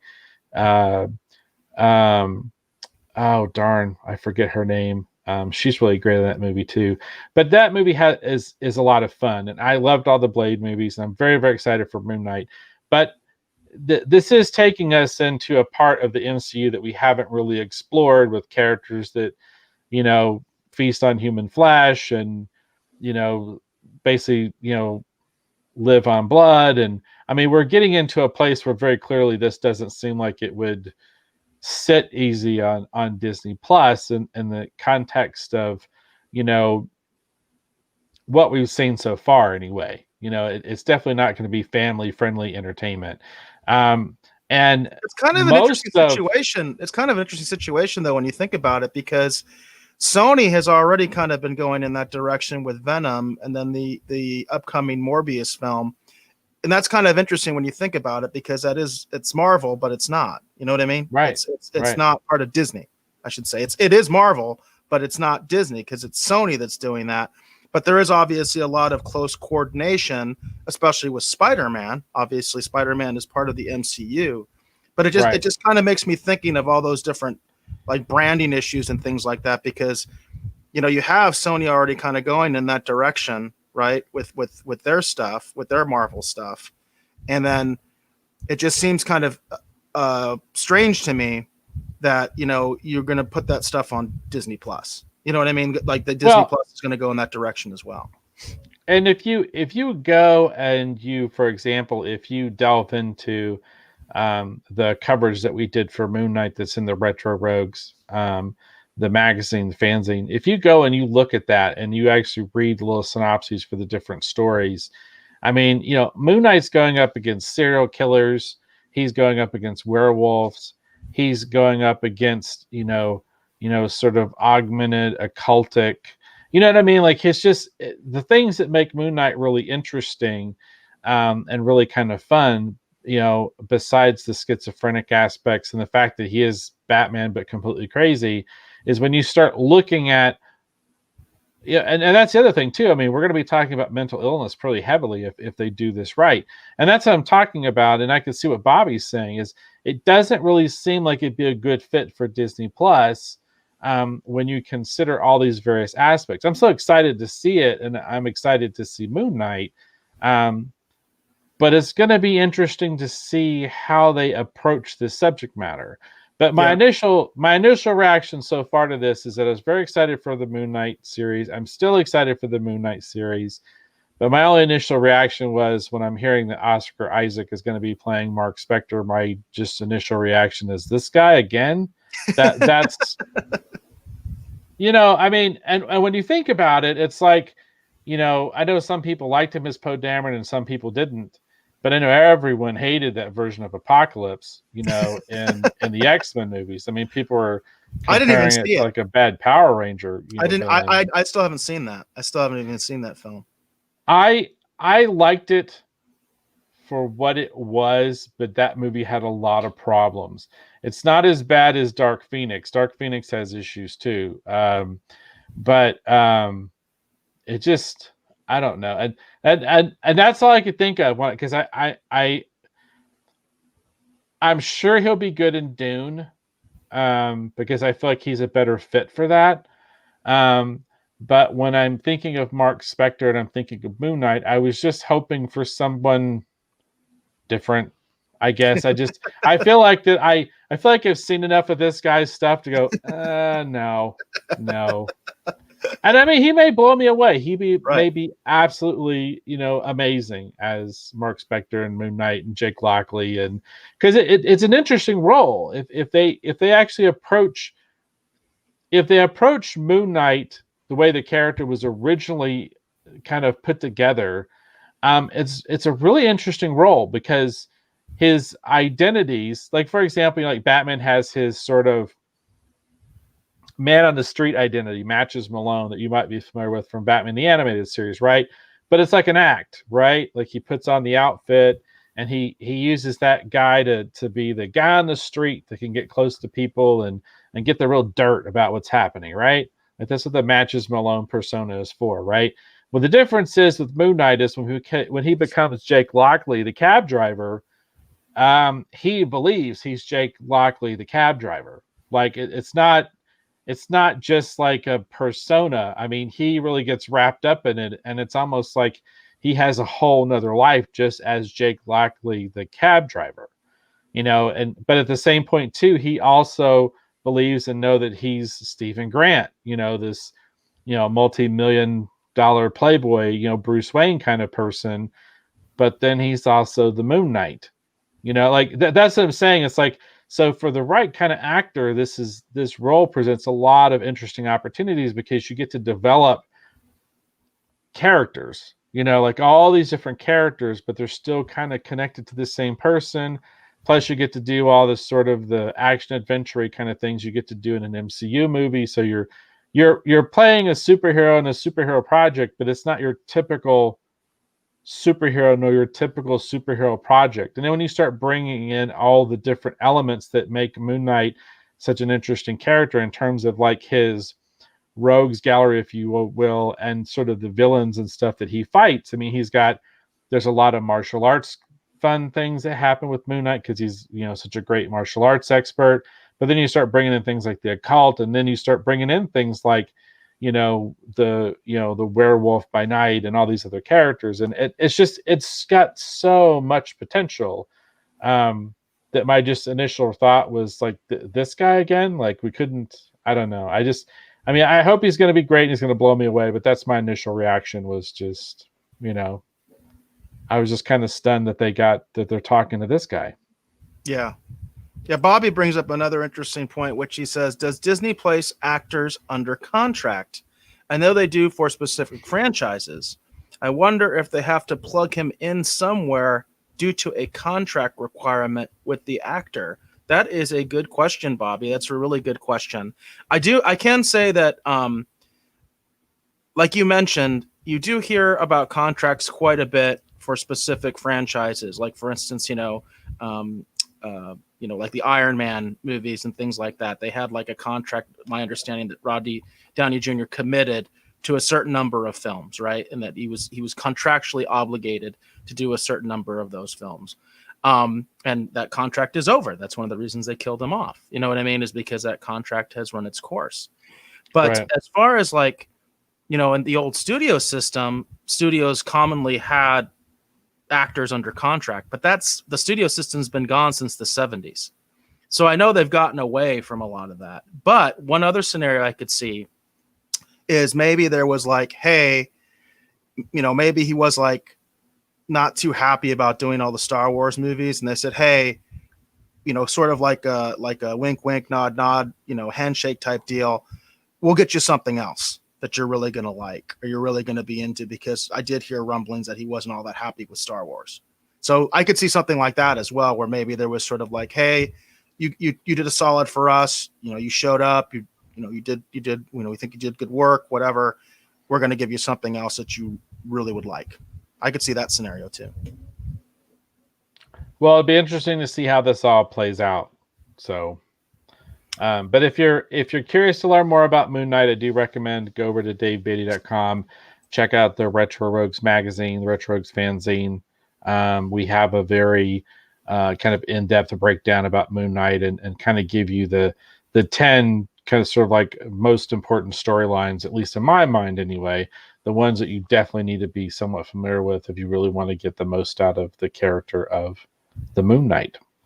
Yeah, and it's good to bring up that. Remember, that's free, everybody. That's a free digital edition of the magazine. So it's still available. So if you want to go check it out, definitely go down to www.davebeatty.com and get it. I recently got a physical copy of Retro Rogues magazine, which is now one of my prized possessions because they're so rare. We didn't ever mean it to be a physical thing. We just made a few limited, basically for like very close friends, family, us, you know, that kind of a thing, because we wanted to see it in print. But it is available for free digitally, so check it out. It's got a lot of good stuff. Dave did a lot of work on that. He did a great job on it, so definitely check it out. And a lot of really great contributors. You know, thanks again to James Stone, Benjamin Glendenning, Ed Harris, you know, everyone who contributed to the magazine. And then I owe some of you still actually to put into the mail an actual physical copy. We were trying to see just how far the interest was before we printed them, but now I realize I just need to get on with it and get the rest of those printed and get them out to folks. So I'll be doing that hopefully here, probably not this week, but maybe next week, because I've got to reprint a few other things anyway. So just want to acknowledge Perspective Log, right? Is that what it is? Perspective Log, and that's from Periscope. They said cool. I just wanted to acknowledge them. They're in the Rogues Gallery. Awesome. Yeah, and like I said, again, I don't mean to be disparaging. I mean, Oscar Isaac, you know, is a good actor. He wouldn't have gotten all these opportunities if he wasn't. So, I mean, he may be amazing as Moon Knight in this Marvel Plus Disney Plus series. It's just my initial reaction was just kind of like, this guy, like, I've really been hoping out hope that Scott Adkins was going to get a shot to maybe take on Moon Knight. I just think he could have. He's just such a Batman-esque kind of character to me. Like normally, like in terms of like the way he looks, and he's a tremendous martial artist. I've been really kind of hoping to find him in one of these kind of roles by now. But the fact that he isn't showing up in any of them makes me think that maybe he's not ever going to get the opportunity to be one of these, you know, amazing characters, which I think is a shame. I think Moon Knight would have been a great character for him to portray if he couldn't necessarily, you know, quote unquote, be the next Batman, you know? So that was my only thought. Gotcha. We're done. Cool. All right. So what do you have up for this week's installment of Pop Culture News, Eric? I thought I could do a trailer reaction. Okay. And Bobby did have one more comment. He said, Carl Urban, Moon Knight Go-Go. Yes. And I think you know, Bobby, that we are Carl Urban fans. I think he's an amazing actor. I think he could pull off almost anything. I just think he's just one of those actors that is a real actor and can just do just about anything you put in front of that guy. I think he's amazing. So almost anything you could imagine, I'd be like, sure, let Carl Urban do it. You know what I mean? I just think he's just one of those guys that can pull off just about anything. So for my pop culture news story, I have a thing about Cobra Kai. Cobra Kai, the video game. So this is from JoeBlow.com, and the title reads Cobra Kai: The Karate Kid Saga Continues. Video game trailer shows no mercy. And I thought we could check out the trailer. This game came out yesterday. And so let me get this thing sort of queued up. And I do apologize, obviously, that folks, that you won't be able to hear the audio. But that's just the way it is, unfortunately, because we get flagged right away for that. So I have not seen this. Dave, have you seen this? No. All right, so let's check it out. This is the trailer for the video game for Cobra Kai that came out yesterday.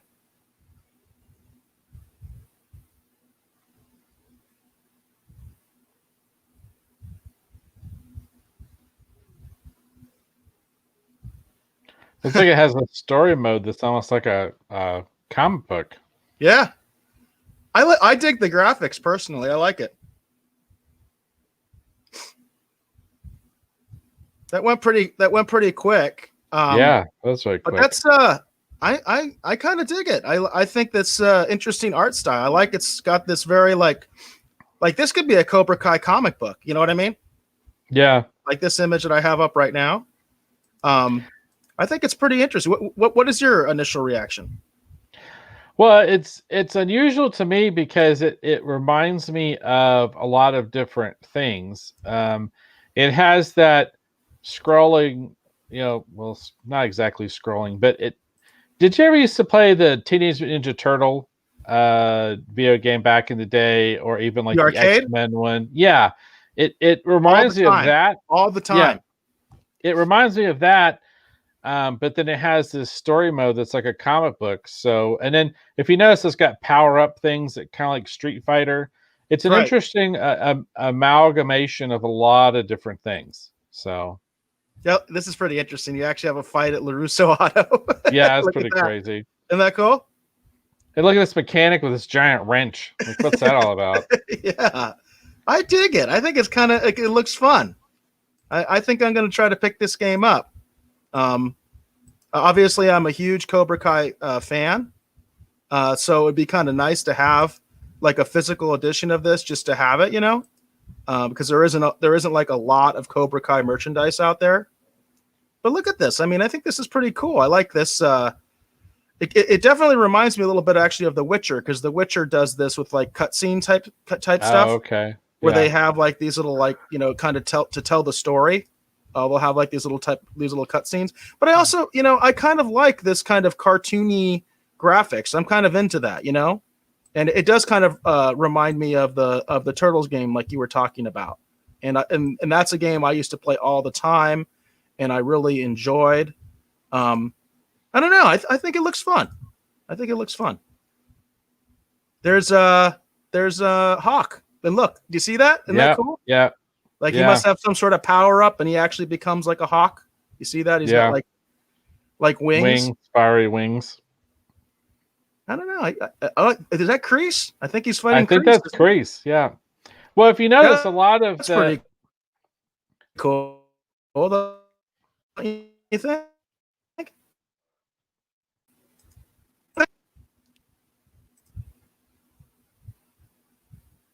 Did we lose the audio for a second? No, it was he had a little bit of a hiccup. Hiccup in the stream. But what I was just going to say is that it's interesting too, because if you notice all of these different sort of vignettes that they're showing that they're fighting in, they're very reminiscent of obviously different scenes, from either season 1 or season 2. Like the shots of Johnny fighting the guys in the bar looks a little bit like the bar from season 2, where he's with the original Cobra Kai, you know what I mean? And they're out running around. So it's interesting how this? That kind of, the crane attack. That's kind of neat. Yeah. I think it looks interesting. I Well, let me ask you this: would you want to play this? Would you want to play this? I'm gonna say I would be interested to check it out. But the only reason I wouldn't is because I'm working all the time. Right. Yeah, I hear that. But I know you're not a big gamer, Dave. I know that. I'm just yeah, I haven't been and as the reason long story short is just there was a period in my life where I was still, gaming, and that's what I was talking about. See how it looks a little bit like the bar. And someone just asked me a question. They said, if you had to pick between, getting your career off the ground or playing video games, what are you going to do? And so I decided to focus on my career. And then I think I also told the story too about how stupidly ironic and unfortunate that was, because there was a lot of work and projects that came out of this group where there were these dudes who just kind of connected playing Call of Duty. And it was this really tight group of like Marvel and DC creative, people who kind of connected and bonded over that game. And there was a lot of work and a lot of opportunities that came out of them basically just having those conversations while they're playing Call of Duty.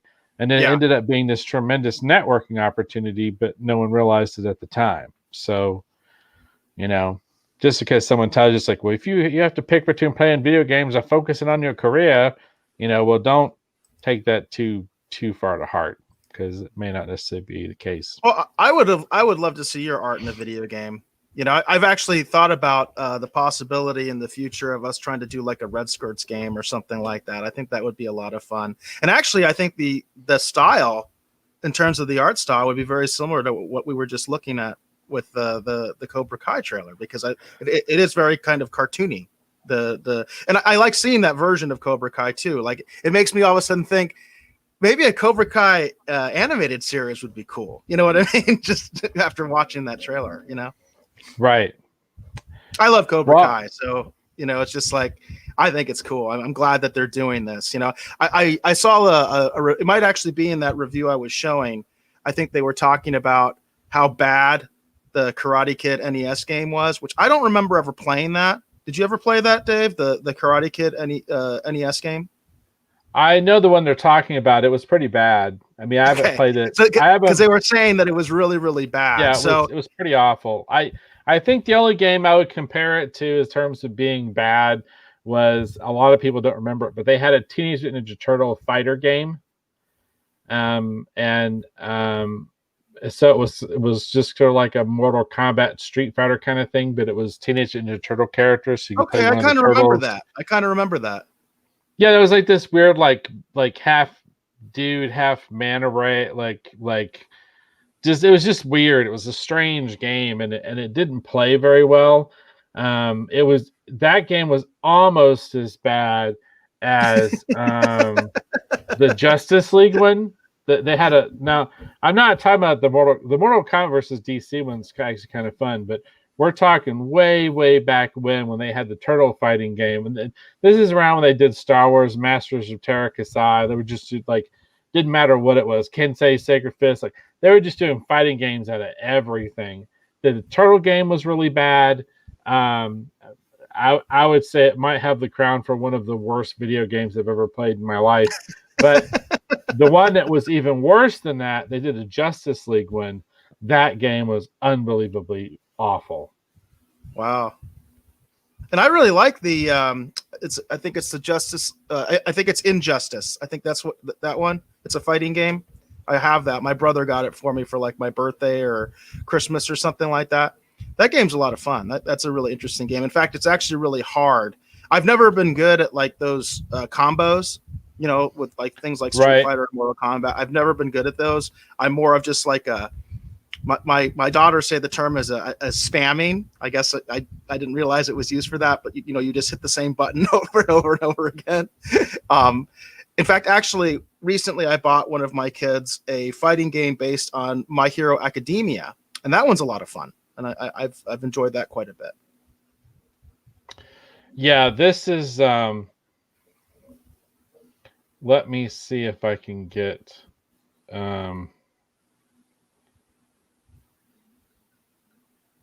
So if you'll share my screen, this is the Oh, I game. remember this cover. Oh, this game was so awful. I hated this game. God, it was so bad. It was so bad. Ugh. So yeah, this is one of those games that I was just like, ugh. I don't know what the deal was with Bobby says Sunsoft. that was bad. Yeah, and no, and it's fun because you see they're fighting in front of the Flash Museum, so you know they're using the comic books as the reference point, which is fun. But Sunsoft used to have the license to do all of these superhero games, and man, they were all just varying degrees of bad. Like the Batman movie games were really bad. The Superman game was bad. Like they were all just really really bad. And then I don't remember who got the license right after them, but then they started kind of making some fun ones. Like the Batman animated ones were fun. They had a Superman animated style one that was fun. And they got enjoyable, you know, but around this time period, this one was all kinds of bad. Just all kinds Yeah, of I never bad. played it. I do. The artwork looks familiar to me, but I never played that one. Yeah, it was pretty awful. Oh, so bad. I mean, it's just like, you know, it's just ugh. It's just ugh, so bad. And then like I said, the turtle game. The turtle game. Let me see if I can find that one. That one was unbelievably bad too. I seem to remember that one. I don't know if I ever actually played it, but I feel like I remember that there was like a, turtle, Street Yeah. Fighter knockoff game. And then I was playing I played the Sega version of it. And it was just, I mean, and again, it's not the worst thing in the world, but I think the NES version was actually better than the Genesis version, the Sega Genesis version. That's interesting. Because I remember some people really kind of liked that game, but yeah, but I mean, this is the tournament fighters.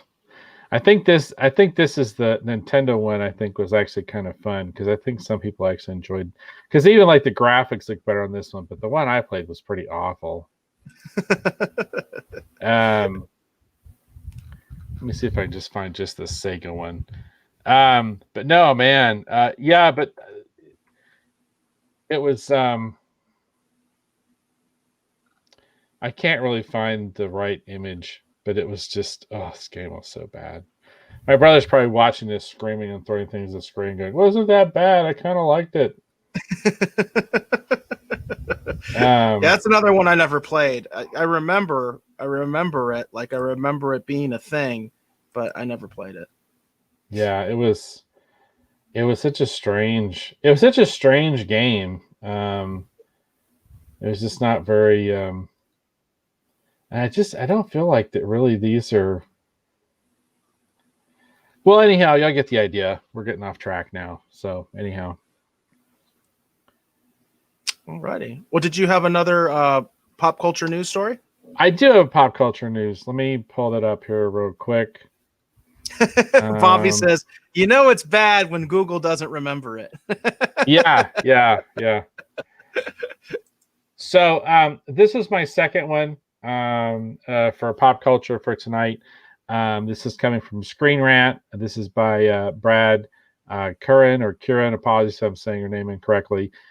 This is a lot newer article than the one that I'd shared before about Oscar Isaac. Like I said, I think it's all but confirmed that Oscar Isaac is going to be Mark Spector, aka the Moon Knight. So this says Snyder's Justice League is much bigger than we imagined.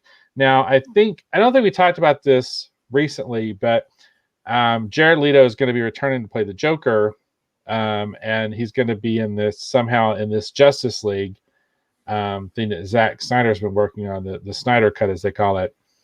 So, story just says, as the Justice League Snyder Cut's additional photography unfolds, the HBO Max miniseries event is now a way bigger deal than anyone ever expected. The Justice League Snyder Cut, or is now officially known Zack Snyder's Justice League, is now a far bigger deal than anyone ever thought. The film is currently undergoing additional filming and is set to debut on HBO Max in 2021 as a 4-part miniseries. However, with the developments that have happened since the green light was officially given, it has transformed into something that even the many fans who pushed for its release never imagined. Among the cast members returning for the additional filming is Ben Affleck, who previously walked away from the Batman and the DCEU altogether in early 2019, following an extended period in which his departure was already all but confirmed. Also back for new scenes is Jared Leto as the Joker, whose own future in the role was in considerable doubt, while Joe Manganiello is also reportedly back as Deathstroke, having only been seen in a brief cameo in the theatrical version of Justice League. The significance of all this cannot be overstated. Affleck's return was long viewed as an outright impossibility, not unlike the release of the Snyder Cut itself.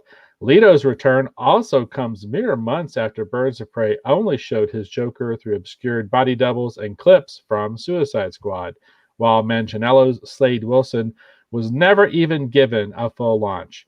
Add in other cast members known to be returning, like Ray Fisher, and the more who could be coming back for additional shooting.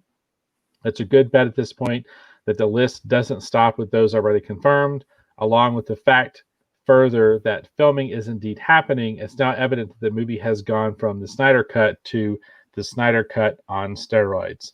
So I've been hearing a lot about this for a while, and reading a lot of rumors and hearing all kinds of stuff going on with what was going to be occurring with Zack Snyder's Justice League. And now we're getting a lot of this actually confirmed, that this is going to be like a big, huge event, I think, specifically for HBO Max. I don't think we're just getting, quote unquote, the Snyder Cut version of the Justice League. I think they're turning this into something and hoping that they can leverage this to get more people obviously on board with HBO Max. So this is a pop culture story, but it also kind of bleeds in a little bit with the streaming wars. But had you heard about some of this, Eric? No. We had talked about the return of Jared Leto last week, so I was aware of that, which, again, I'm not a fan of his Joker. I'll just say it straight up.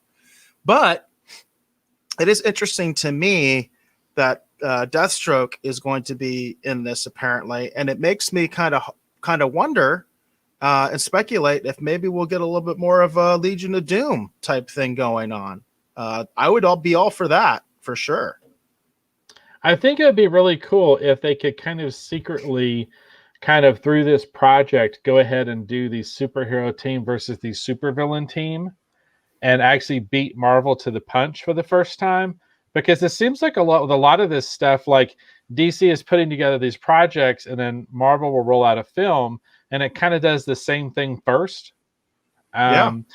And it would be really kind of cool because the only ground I think that's really left that hasn't really been touched upon too much yet is the idea of the superhero team versus the quote unquote super villain team. I mean, we haven't really seen that in a big budget production just yet. So the fact that they might be able to pull that together with this Justice League project and like I said, actually beat Marvel to the punch for once, I think that could be really cool and really, really interesting. And I would definitely be all for that. It makes a lot of sense because to me, the one Achilles heel of the MCU is the villains. The villains to me, with the exception of Thanos and Loki, are pretty bad in the MCU. They're like almost like interchangeable. They have not been done justice in my opinion. So to me, it makes a lot of sense if they were smart over there at Warner Media, that they would say, you know what, we can see that little Achilles heel that MCU has as far as villains. So if we do our villains right, which DC has so many great villains, again, I love the whole concept of the Legion of Doom. I just love that growing up as a kid. I thought that was the coolest thing ever. The Justice League versus the Legion of Doom. If they could pull that off, that would be a great thing for Warner Media.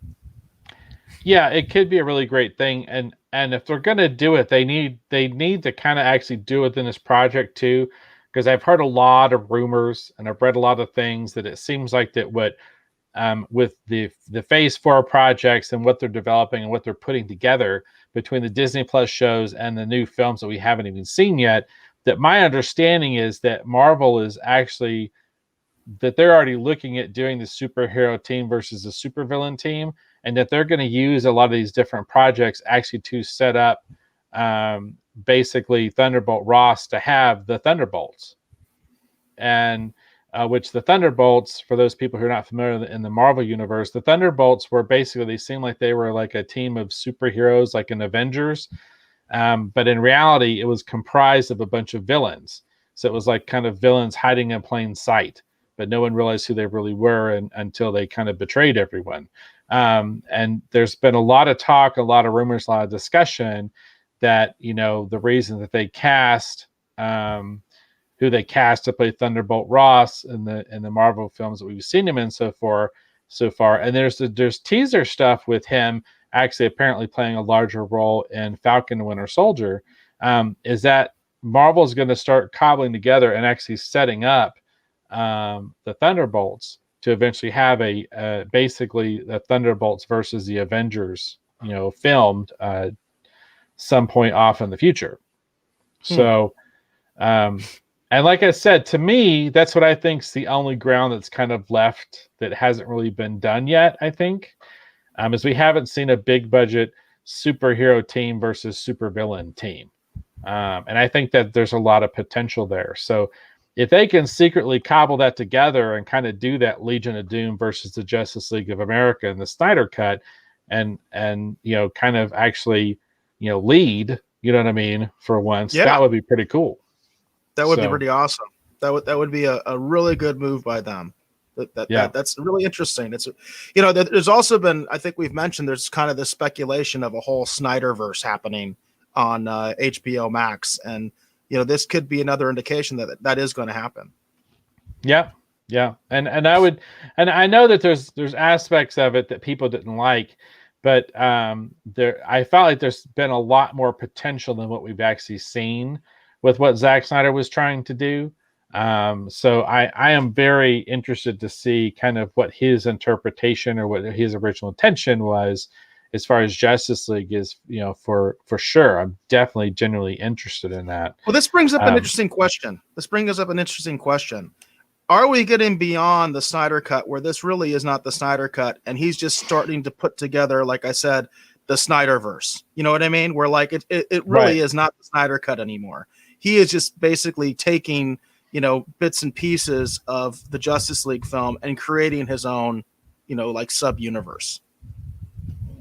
Well, I mean, I would be totally down for that because we've heard rumors that part of Affleck supposedly coming back to play Batman for the reshoots in this is that he is going to be playing Batman in some other films. And I would love for him to actually make that Batman versus Deathstroke movie that he had apparently in development at one time with Joe Manganiello attached. Like I'd love to see a Batman versus Deathstroke movie. I think that could be completely killer. So this stuff for me is a lot more exciting than I kind of thought it was going to be.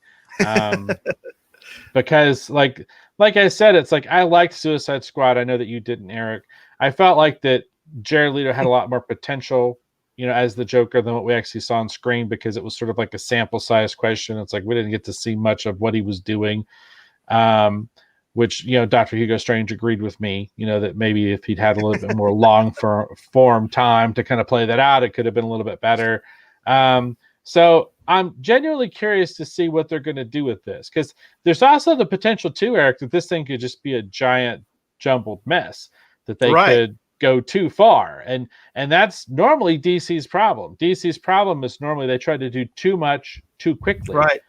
And they do not take their time the way that the MCU has. That's another big bonus for the MCU is they take their time developing their characters and basically making every character its own brand and then bring them together for these big event movies. And that's the way to do it. That's definitely the way to do it. So there is the potential here that this could suffer the same problem that the Green Lantern movie has, where it's Right. just it's too much too quickly. And it's hard for people to hold on to it, in terms of like the casual viewer. And, but on the flip side too, this is an HBO Max project. It's not like it's a feature film project. So maybe it doesn't need to really grab people in the same way. I don't know. I'm very excited to see like a more put together trailer that kind of gives us a little bit more inkling of what all is going to be happening, in this final project, irregardless. So Yeah, it's interesting. It definitely makes me, ask some more questions about what's really going on here. yeah. So that's all I have for pop culture. But like I said, this also bleeds into streaming wars a little bit. So this is my pop culture and my streaming wars for tonight. So Right on. I have a couple more pop culture stories. So cool. this one I thought was pretty interesting. I don't know if you had heard about this. We have talked about the fact that there is going to be a Battlestar Galactica show on the Peacock, but apparently there's also going to be a movie. This is from the Hollywood Reporter. Title reads, Simon Kinberg to write, produce Battlestar Galactica movie for Universal. So it says, the Cylons are on the march. Simon Kinberg has signed on to write and produce Battlestar Galactica, Universal's long gestating feature adaptation of its sci-fi TV franchise. This totally shocked me. Did you know about this, Dave? Well, here's kind of the thing. And it's so funny because I didn't realize it wasn't on camera in the last segment. So here's my thing. I love classic Battlestar Galactica. I'm always down for more classic Battlestar Galactica. So and I'm usually down just for Battlestar Galactica anyway. Okay, so am I excited that we're getting more Battlestar Galactica? Yes. Okay. Am I excited that Simon Kinberg is writing and producing it? Not too sure how I feel about that. Not honestly. Not too sure. This for people that don't know, this is the guy basically responsible for X-Men 3 or heavily responsible for X-Men 3. And when I saw that, I was like, oh God, no. Because I hate X-Men 3. I thought that was terrible. Terrible. Now and that's the problem. It's like the Dark Phoenix movie. That was such a disaster. So he directed that too. Like, so it was a mess. Okay. It was his baby. Yeah. And, and I've heard all kinds of things about it, whatever, I don't know.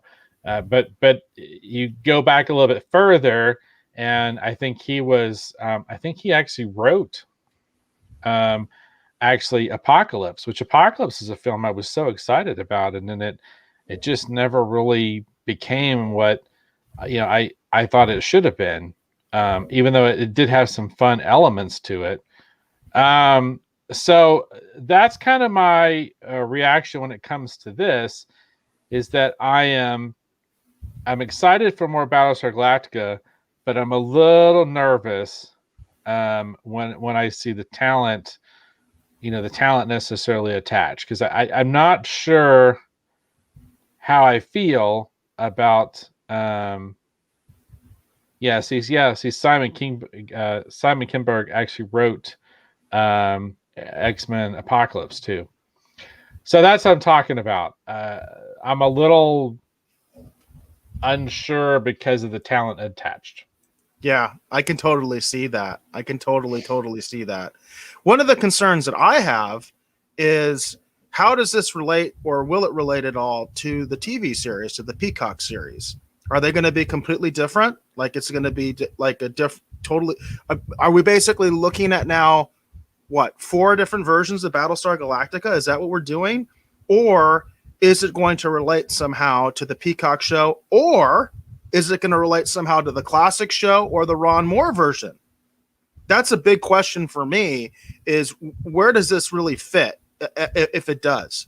I do want to put some context here that for a long time, Glenn Larson still had the film rights to Battlestar Galactica. And of course, he has since passed. But when they talk about how this long gestating project, Glenn Larson was actively trying to pursue a Battlestar Galactica feature film for a long time. And what he wanted to do was he wanted to pick up the Pegasus. If people that are familiar with the classic show, the Pegasus is kind of like the last time we see the Pegasus, it's going up against, I think, 3 Cylon base stars and basically allowing for the Galactica and the Colonial Fleet to escape. And we never get to see if the Pegasus won that fight or not, if they survived. And it was open-ended. So what Glenn Larson wanted to do was show, yes, the Pegasus did survive, and it's still out there all by itself doing its thing, which I thought was a really interesting idea. Because it allowed him to sort of not even deal with any of the continuity problems and things like that. Like I remember Richard Hatch's project that he was working on, that trailer for his version of Battlestar Galactica. What Richard Hatch wanted to do was he wanted to do a series and pick up where the original series ended and ignore Galactica 1980. He just wanted to say Galactica 1980 never happened and just sort of pick up from there with like a new generation along with all the original cast. Whereas, like I said, Glenn Larson, he wasn't going to deal with any of that. It was just going to be the Pegasus. So I'm just kind of interested. Is that what they're going to do here? Are they still going to do the Pegasus idea? Or is it going to be something completely different? One thing that I think would be really weird is if it's just its own version and you sort of have another retelling of the Battlestar Galactica story, but now it's in a movie form as opposed to the Peacock television form. Yeah, I'm just kind of confused. I'm kind of confused about where they're going. Well, and that's kind of my thing too. I mean, I am uncertain, how they would put this together and how it would relate to the other stuff. The one upside is the fact that the Ronald D. Moore version has been finished for quite some time, so at least, we're on the other side of that. So if they wanted to try and do some stuff, in a feature film franchise, then at least there's, very clearly some room for that without too much overlap, even though there's going to be some overlap because a lot of people remember the other show. Right. And then it gets into, it's like, well, are we going to lean more on the classic version? Are we going to try and update it again? Right. Like how, there's just a lot of questions with this. I think the story has, great potential beyond even what we've seen, kind of play out so far. So there's all kinds of things that they could do with this. So I don't know. We'll see. Like I said, I'm always down for more Battlestar Galactica. The only thing that makes me leery about this project is just the talent attached. That's my initial concern. I'm not sure this is the guy, to do this Battlestar Galactica project. But then again, you never know. The project might be moving forward just because it's something he wants to work on too. So who knows at the end? I mean, he may be a perfect fit for this, and who's just a bad fit for X-Men. So, well, time will tell. Yeah, I'm just really curious about what kind of version we're going to see here. And if it's going to lean more on the classic version of Battlestar Galactica or lean more on the Ron Moore version. One scenario I could see is perhaps Universal is saying, we know there's some Battlestar Galactica fans that never got into the Ron Moore series. The Ron Moore series was critically acclaimed, but it wasn't as big a hit as people think it was in terms of viewership. It just wasn't, especially compared to the original Battlestar Galactica. Of course, the original Battlestar Galactica was a completely different era. That was back when there were only 3 major TV networks. And so, even with declining ratings, it still had a huge amount of viewership compared with the Ron D. Moore version, which was on the Sci-Fi Channel. It's just the way it is. That's, it's a different marketplace. I think there were a lot of Battlestar Galactica fans, classic Battlestar Galactica fans, that never were on board with the Ron Moore version. And at the same time, I think there's a lot of the Ron Moore fans who are not into the classic Battlestar Galactica at all, that do not like it.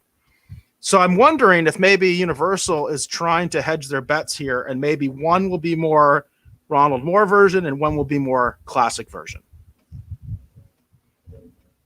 Well, either way, I'm curious to see kind of how they pull this together. And like I said, I have nothing but high hopes for Simon Kinberg to do this project because I really want it to be good because I would love more Battlestar Galactica. So I'm gonna hope that it's gonna be great. But like I said, I do have some obvious concerns. So yeah, me too. Interesting. All right, what else? I don't know where they're going with this. That's the big takeaway for me. Is I'm just not sure how they're going to do this, how they're going to pull it off. I guess the most natural thing to do would be to have them related somehow. Have the series and the movie, they're like in the same universe. One could maybe focus, like I said, on the Colonial Fleet, the Galactica, and the other one could focus on the Pegasus. That's an idea right there. But who knows what they're actually going to do. Well, and I know at one point that's kind of what they intended to do. That was, part of what they were doing with the Ronald D. Moore version, because they did have that movie that was all about what happened on the Pegasus. The Razor. That's actually my favorite. That's my favorite Ron D. Moore version, Battlestar Galactica story is Razor. I really did find the story of the Pegasus really interesting. And I've always kind of liked the Pegasus, the original version as well. I always thought was interesting. I like the fact that Adama and Kane don't really get along, and that's in the original series as well. What they did, of course, how they flipped it was in the original series, Adama did outrank Kane, so he's still in charge technically, but Kane wouldn't listen to him. He would just do what he wanted to do anyway. So of course, in the Ronald D. Moore version, Kane is an admiral and Adama is a commander, so he's outranked by Kane, and they also made Kane a female. But there is some cool stuff there. I mean, I'd be up for more Pegasus stuff. You know what I mean? I just don't know if that's what they're going to do.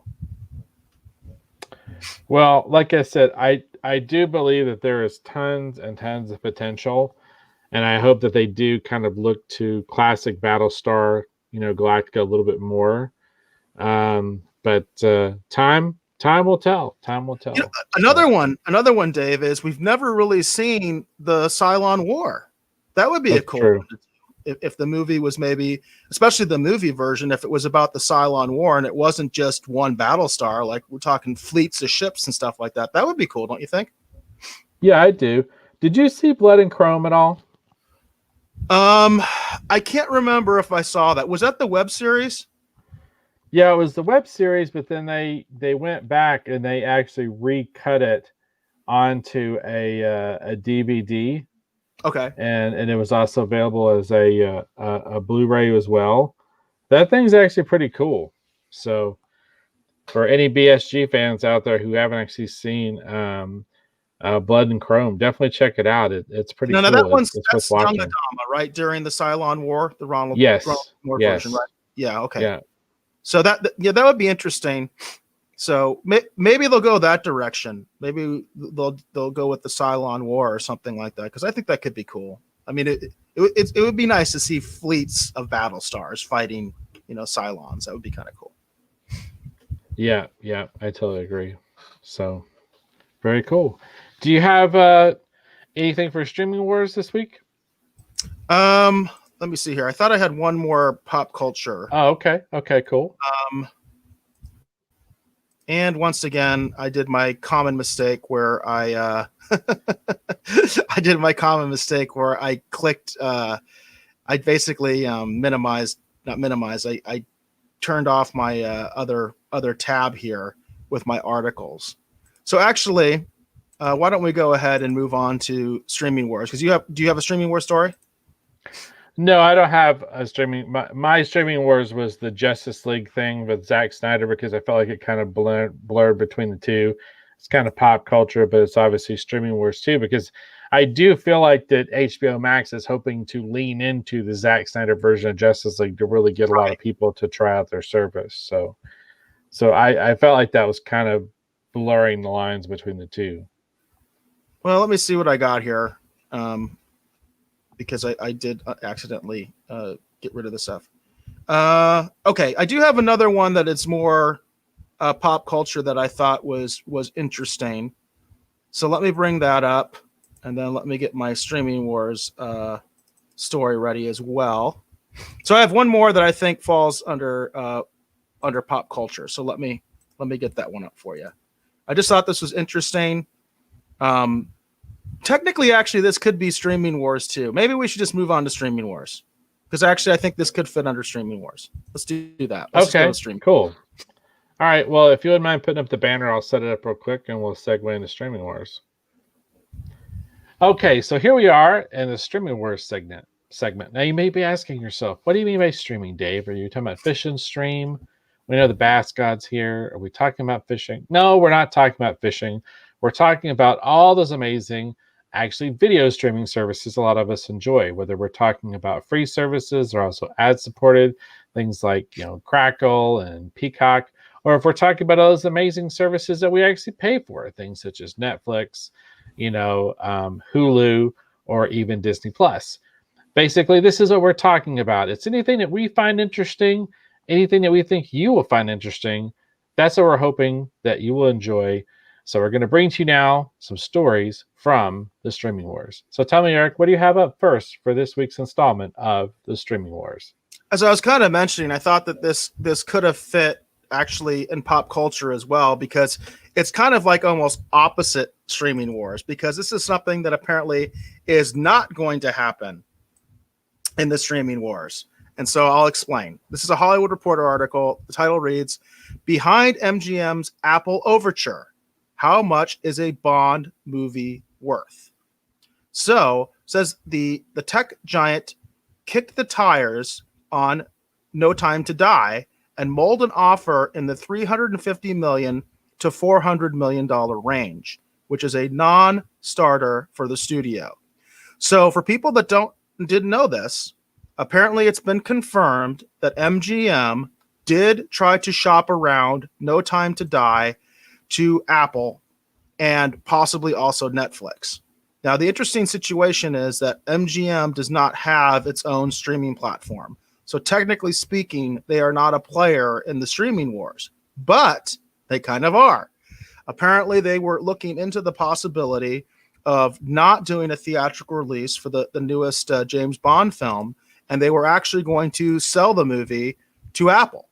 But Apple was not willing to pay them what they wanted. The numbers they have in this article is that they say that MGM thinks that this movie is worth $1 billion. I don't know if that's true, but that's what they thought. And apparently Apple offered them $400 million. So I don't know. Had you heard about this, Dave? That basically that MGM was trying to shop around the latest James Bond film on a streaming platform? I had heard that. The number I'd heard bantered about was somewhere in the neighborhood of 600 million. But I had heard that. I'm kind of surprised because this is one of those projects, with it being a Bond film. I know there would have been a lot of interest in this. I think it would have gotten a lot of people to try out a streaming service. And I'm kind of surprised that, I'm kind of surprised that Netflix passed on this. Like if they could have actually snatched up a Bond film and had it, release, because Netflix is doing things that are theatrical, but then also on their service as well. So I don't know. This is really interesting. One, that they tried it, but then number two, that everyone's like, yeah, we don't need James Bond. That's the weird thing. Everyone's just like, yeah, we're good without James Bond. I mean, James Bond is one of the most enduring, and I would imagine financially because of the number of films and the longevity, probably one of the most successful film franchises, in movie history. It has to be up there. So I'm really surprised that everyone's sort of like, nah, we'll pass on this Bond movie. It's a Bond movie. So that's pretty weird. I wonder, did they watch it and they went, oh, this is not very good. This is kind of more like Spectre and not Casino Royale. So I think we'll pass, but thanks. So, well, I do have to say that this is good news if you're, if you're a moviegoer. If you like going to the movies and you want to see this on the big screen, this is good news. But like you were saying, Dave, is it good news for the James Bond franchise? Is this movie any good? Those are some really valid questions right there. And that's what it makes me wonder. It's like, I wonder, did they get a screener of this? And they're like going, this is not, because like if the execs at Netflix are watching this and like going, this is going to be like doing, Cloverfield, Paradox again. I don't know if this is a good idea, So, for everyone to pass on it and go, yeah, it's not worth it. Makes you wonder about, how this film actually came together, because this film definitely had its problems when they were trying to get the film put together. It definitely has its detractors because of all the stuff with quote unquote the female 007. Right. Mm-hmm. Like there's just a lot of things kind of swirling around this movie in the first place. So if everyone's like going, you know what, it's a Bond movie, but I think we're good. That's cause for concern. I'm personally not surprised about Netflix position, because I think Netflix, they're more about making their own content. They've been very successful making their own content, and they've made a lot of high quality content that I don't think they're really as into acquiring content, under this type of deal where it's like, a first time release, that kind of a thing. They might be happy to put it on Netflix later on for a much cheaper price tag, but they're not into, I don't think their business model has changed, is what I'm trying to say, because they produced a lot of their own content. With Apple Plus, I think it would have made a lot of sense for them to acquire this at any price point they could, just because Apple Plus just doesn't seem to have anything going for it. And this would have been something, to kind of get some hype going for Apple Plus. That's the only thing that I can think. That's just I think it would have made more sense to put on Apple Plus than Netflix. Well, I think from a PR and a marketing standpoint, it would have been really great for them to actually get this for Apple Plus, because it would have gotten people talking. Exactly. If No Time to Die had actually debuted on Apple Plus, I might have got it long enough to watch No Time to Die and that little Disney space, not the Disney, but the Snoopy show? space, the Snoopy space show. I'd watch the Snoopy space show, I'd watch the Bond movie, and then I'd be out. So at least I'd get a little bit of my money. There you go. So yeah, I am a little bit surprised, and that does make me wonder, as you kind of are mentioning, I wonder if they just said, we don't think this movie's that good. So yeah, we'll give you an offer, but it's not going to be what you want. And it's kind of unfortunate too, because No Time to Die is, that's going to be, Daniel Craig's last turn as Bond, So, I mean, I know I would, if I were playing an iconic character like that, I would want to go out on a high note, Yeah. I thought that's kind of the part of the reason they did that, they were looking and everyone's excited about doing No Time to Die, is because Spectre didn't really kind of fit everyone's imagination, So. Yeah, it's interesting. It's definitely interesting. Yeah.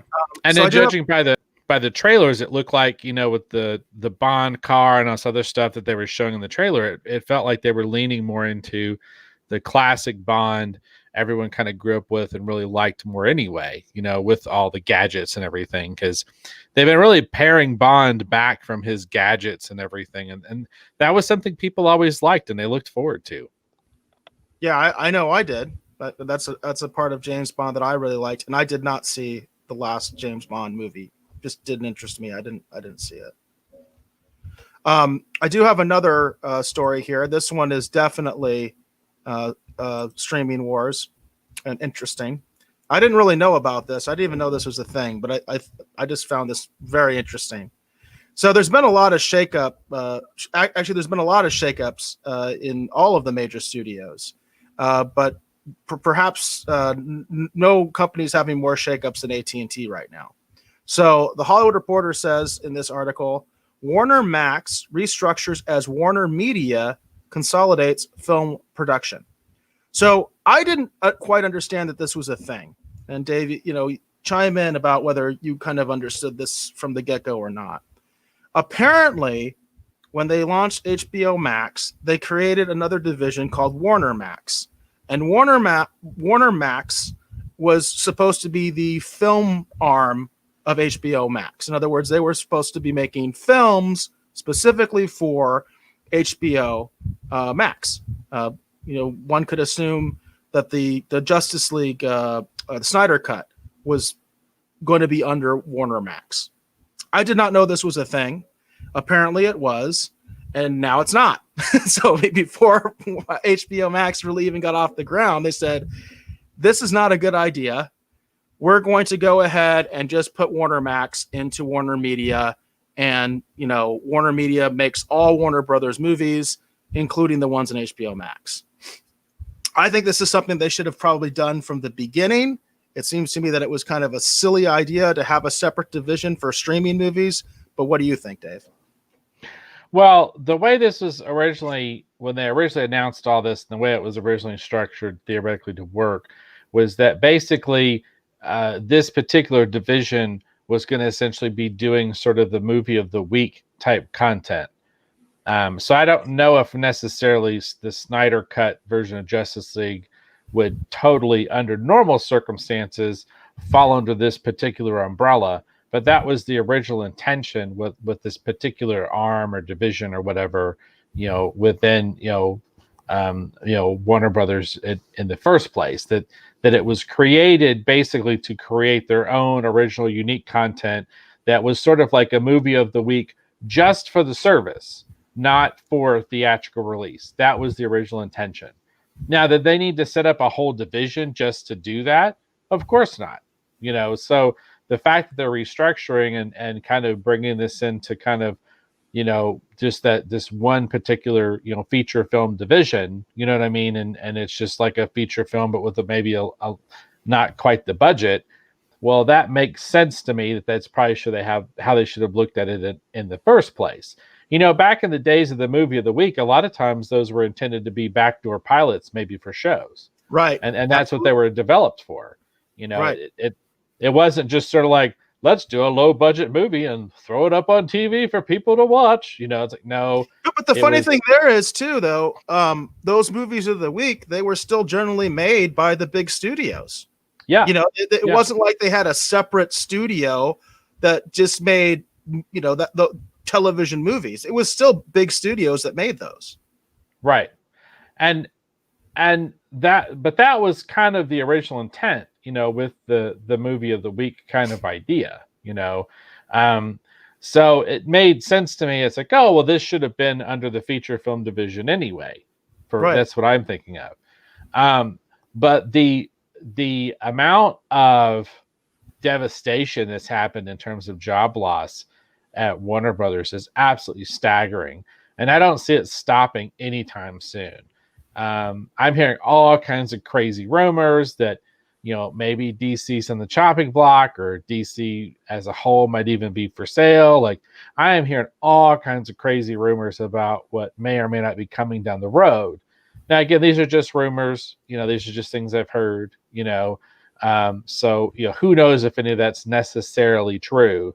But when you add into this, which I didn't really cover it here for the show because I felt like it's eat up a lot of time, but there's all this turmoil happening over, for example, like at IDW. I know this is not Streaming Wars specifically, but the amount of turnover and strife and everything happening over at IDW too, where they don't necessarily have a lot of IP they could leverage. It's just, it's crazy to think that DC could find itself kind of in the same position, but because basically, Warner Brothers is not making the kind of money that AT&T was hoping for, they're going to be looking to get anything they can and push it out on the street just to get it over with, and restructure and figure out a way to move forward, with Warner Brothers, as it currently sits. So it makes sense to me, this move. It's never fun to see people losing their jobs, but as a sort of a quasi quote unquote guy that worked for DC that was unsummarily kind of shown the door, I feel like at times, that's how the cookie crumbles sometimes, I guess, folks. Yeah, absolutely. I just think this entire notion was kind of just stupid to begin with. Like, I did not know this was a thing, and it just seems like a really, I don't know. It just seems like a really dumb decision in the first place. It's like, you already got a studio. You've already got people that are out there making movies. You want to make movies for HBO Max. Use the studio you already got. Use the tools you've already got. why create another division to do that? I think it was just, it's kind of like the whole mess with the DC DC universe, kind of stuff where you had basically HBO Max was competing with them for content. Doesn't make any sense. Doesn't make any sense. Just HBO Max is their streaming brand. Put all your stuff there, including the comics, by the way. We've mentioned that. Put the comics on HBO Max too. That's your streaming brand. Put all that stuff on there, Right. It just to me it didn't make any sense to have a separate division to make streaming movies. It's a boneheaded move. And then it's like, of course, that's why these companies are bleeding to death right now, because they're making such silly decisions like that. And like I said, this division, if it's a backdoor pilot program for potential franchises or other shows or whatever, and if you're using it as a jumping point, or a jumping off point, for different types of projects and whatever, then this division, can kind of make sense, it being, needing to stand alone on its own and whatever else. But when you consider that the real power, kind of Warner Brothers, a lot of times is the IP and the catalog that they currently own, then you really have to ask yourself, well, if it's just a feature film with a lesser budget, how many, potentially romantic comedies that might be good could they make? How many of these other different projects that maybe don't require the budget that a Justice League movie requires? Like, how many of those kind of projects can they actually get made? So it makes sense that if you're going to invest in it long term, and if you're not looking at creating, a backdoor pilot for a show, or sort of like a jumping on point, for a new franchise that you want to create, then it should all be under the auspices and the control of the feature film division anyway, because that's what you're doing then. If you're not trying to create backdoor pilots, then you're just making films, and the budget at that point doesn't really matter. Under normal circumstances, the feature film division would be in charge of the comedies, as well as the rom-coms, as well as the action thriller movies, and the big budget superhero films and the sci-fi films and whatever else. So it makes sense to me. This move makes total sense. I never like to see people lose their jobs, but like I said, it makes sense. Yeah, I agree with you there. Absolutely. And again, I just say, I don't know why it just seems like it was a bad idea to begin with. That's how I feel about it. So it's a good move by them to correct that. Right. And it's like I said before too, sometimes there's that paying off that friend with that job. Exactly. So, yeah, I could so totally maybe see that scenario. I could totally see that scenario. Because I feel like that, and that's why the company's having so many problems. Yeah. AT&T is having all sorts of problems right now. They are laying people off like crazy. So yeah, it's not a good situation for them right now. Yeah. Cool. Do you have anything else for Streaming Wars this week? Nope, that's it. All right. Well, with that, I think we might be pretty good then to just go to the outro. I think we're good to go to the outro. I think that'll Awesome. work. Very cool. So I want to encourage everyone watching or hopefully listening to the sound of my voice, please come back and join us next week. We're going to be talking about The Mandalorian. The Mandalorian returns with season 2. So we'll get to see just how much of this The Mandalorian isn't in it much. If those rumors are true, we're going to be able to see, like, is Ahsoka really in this? You're not. So I'm pretty excited for season 2. So we'll be talking about starting actually next week. So come back and join us for that for sure. We'll be talking about some fun sci-fi things in The Mandalorian. So I want to thank you for hopefully watching or listening to this episode of the Retro Rogues Live. Again, my name is Dave Beatty, and I have been one of your hosts. You can learn more about me at davebeatty.com, but what I really want people to do is go over and check out kirbytees.com. That's KIRBYTS.com. You can see all the kind of fun shirts we've got over there. We've got a Star Dogs t-shirt over there. It's fun. We've got some fun for people into red skirts shirts. We got all kinds of fun things over there. But the big thing is, as far as Retro Rogues is concerned, we have the Retro Rogues Live shirts that are there. So please take a look at those and consider actually purchasing one and helping out what we're doing here at the Retro Rogues. we would greatly appreciate your support. I want to thank Eric Alexander for also coming aboard and always providing all those unique insights and perspectives that he always brings to the show. Eric, please tell the folks who will be watching or listening at home where they can learn more about you on the interwebs. Well, I am most active on Twitter, and my Twitter handle is at BaseGod14, and that's at BASSGOD14. That is also the official YouTube for the Retro Rogues Live. That's also the official Twitch for the Retro Rogues Live show. So you can also make comments on any of those platforms. We also stream on Twitter through Periscope. So you can also make comments if you don't want to DM me. If you have show suggestions, if you just want to talk about something, that you, even if you disagreed with us and you said, hey, you know what, I totally don't think you're right on this one. Put some comments out there. We'd love to hear from you. We love the interaction. And so Jane says, great show, guys. And with that, we will leave her with the last word.